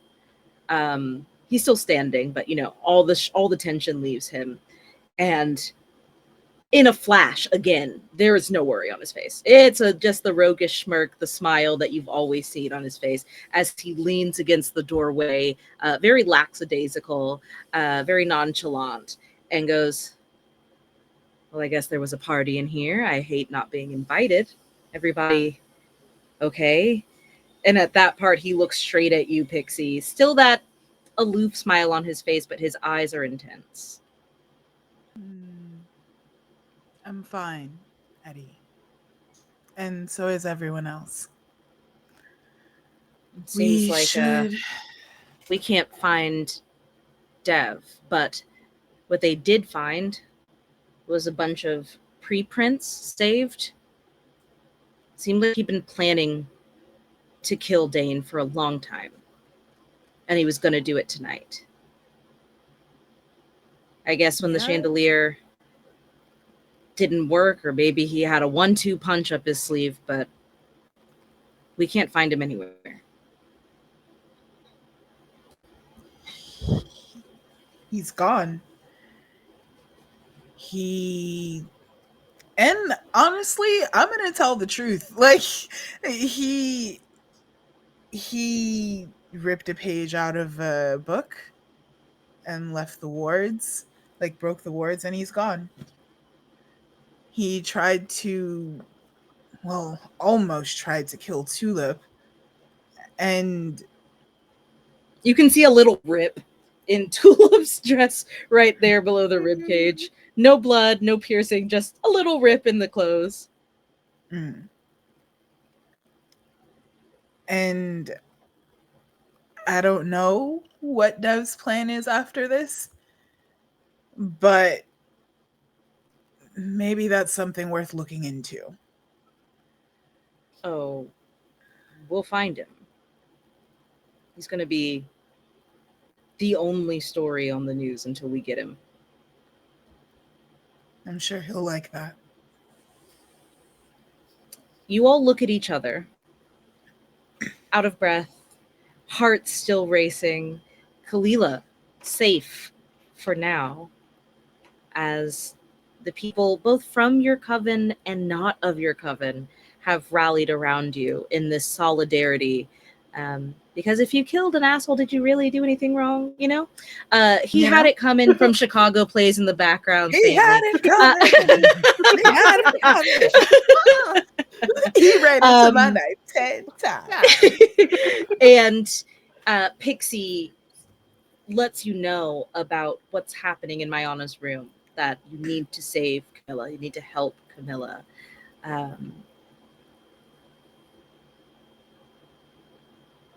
Camilla, can you please describe for me where in your mind you would see Mayana?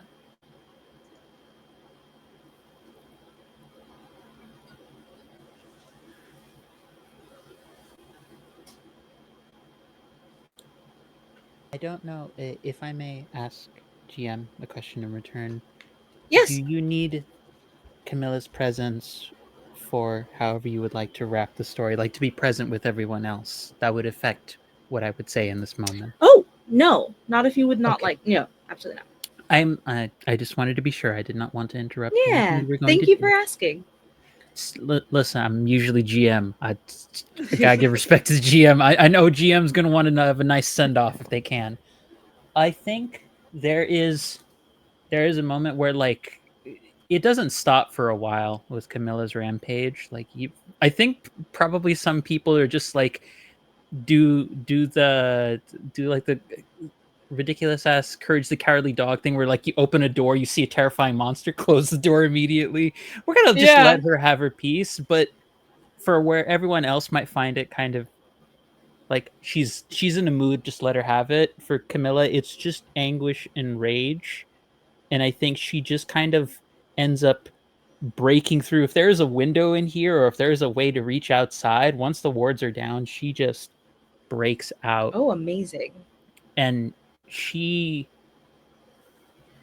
I think there's a moment where she is flying just through the air and is just veering through caverns, forests, just wherever she can go to be alone. Her outfit in tatters, just everything ruined.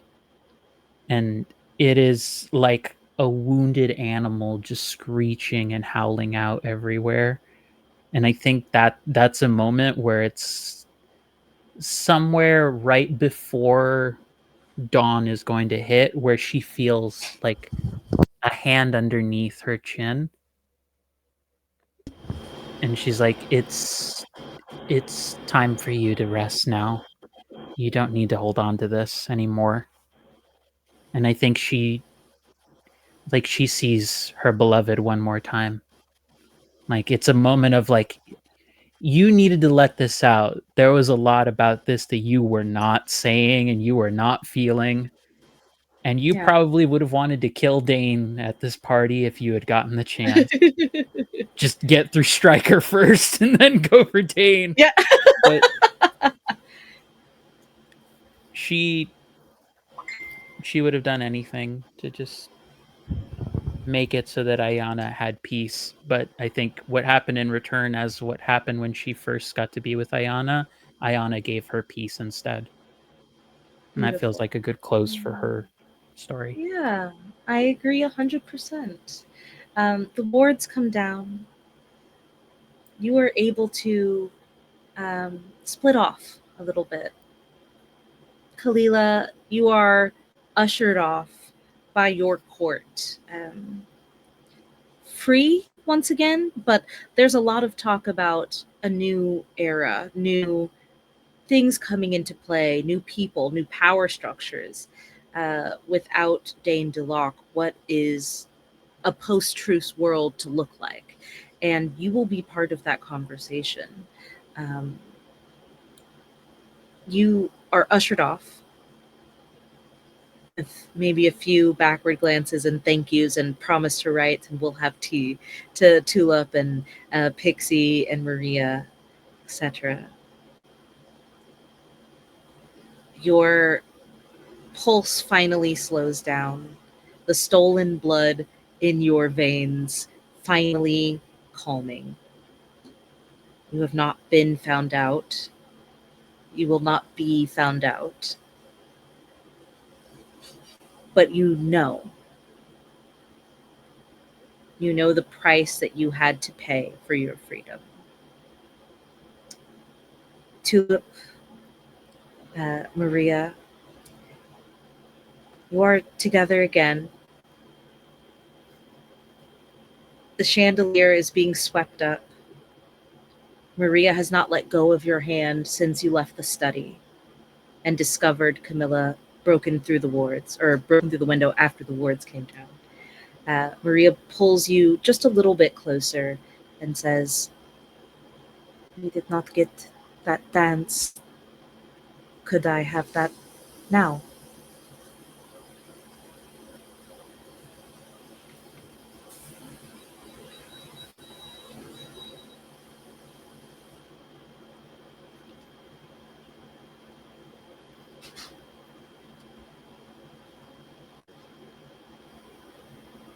I really needed you.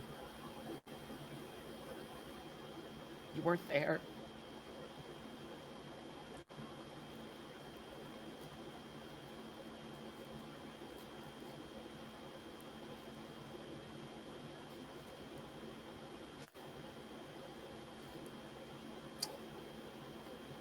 Do you keep your hand there in Yeah. hers?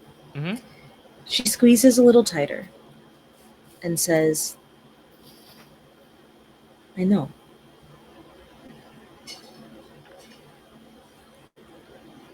I would have done anything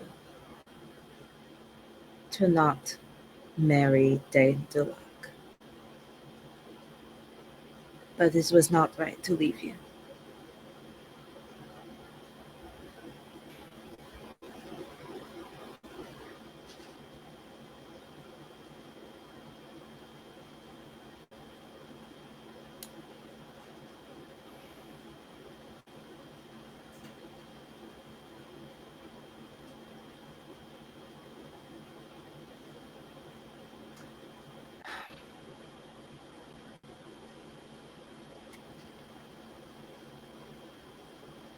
I think we have some time for you to make it up to me.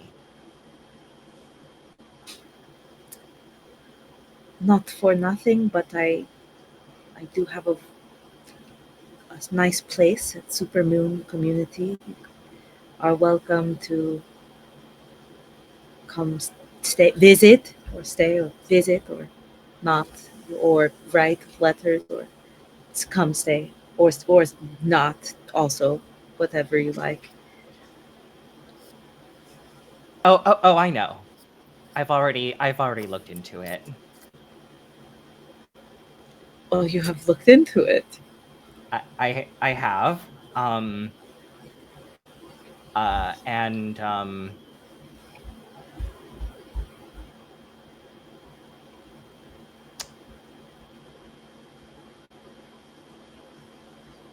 you know something, Maria? It wasn't. I wasn't scared of the stake. I was just scared to not be able to be with you again.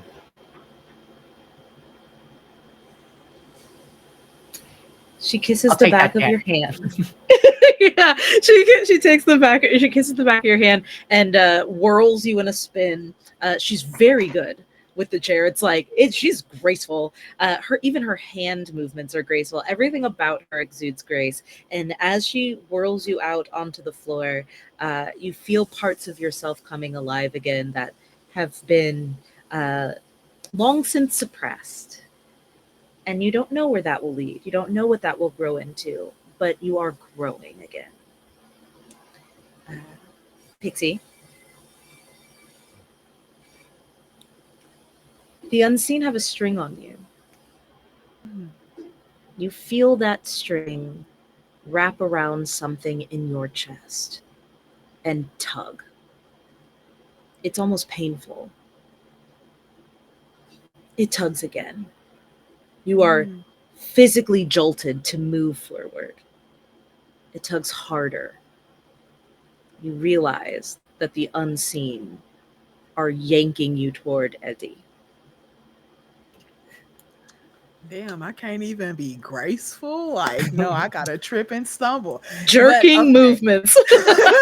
Unless you walk on your own. If you walk first, there will be no tug. You know, honestly, I think it takes a second for me to register that that's what's happening. But once 2 and 2 equals math, then I will shakily take a step forward and say to Eddie, I have an answer to your question. I wasn't honest before. I have always, who would have thought, right? Go on. Lie to me some more. Oh, this is the truth for once. I have always known how I felt about you. I have always loved you. As a friend and as anything else. I'm not picky, but it's nice that I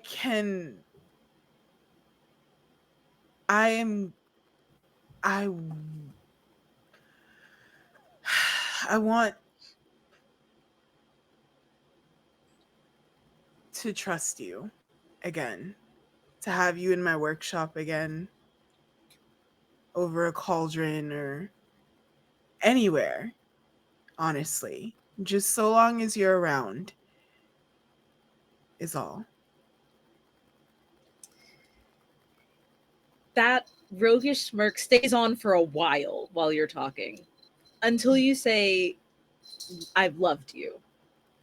It completely drops, and you see just like this like wide-eyed, shocked, almost a little bit scared. It makes him look much younger as he just like looks up at you vulnerably and goes, yes, me too, that, yes, please, yes, Yes, please. when When is that something that you would like now? Maybe we could do now, I or kiss not, him. or He's tomorrow. talking too much. Amazing. He kisses you back. You see that as he kisses you back, you see like 1 millisecond before your eyes close, another big wide-eyed shock on his face, robbing him of his defenses until he of course melts into that kiss. And you see that the sun begins to rise on Mansion de Ville. That is where we will end our role play for the evening. Thank you all so much for being murderous, sneaky, beautiful, glamorous, supernatural creatures with me. I would love to do outros. If that's okay with you. I'm going to start in the same order, I think. Alix, would you go first, please? Yes. Hi, I'm Alix. I've been playing Pixie Fangborn. I use they them pronouns. You can find me bopping around the internet under AlixAMA_, or you can find me doing podcasting D&D TTRPG things with my friends at Baddie Bards, BADDIEBARDS.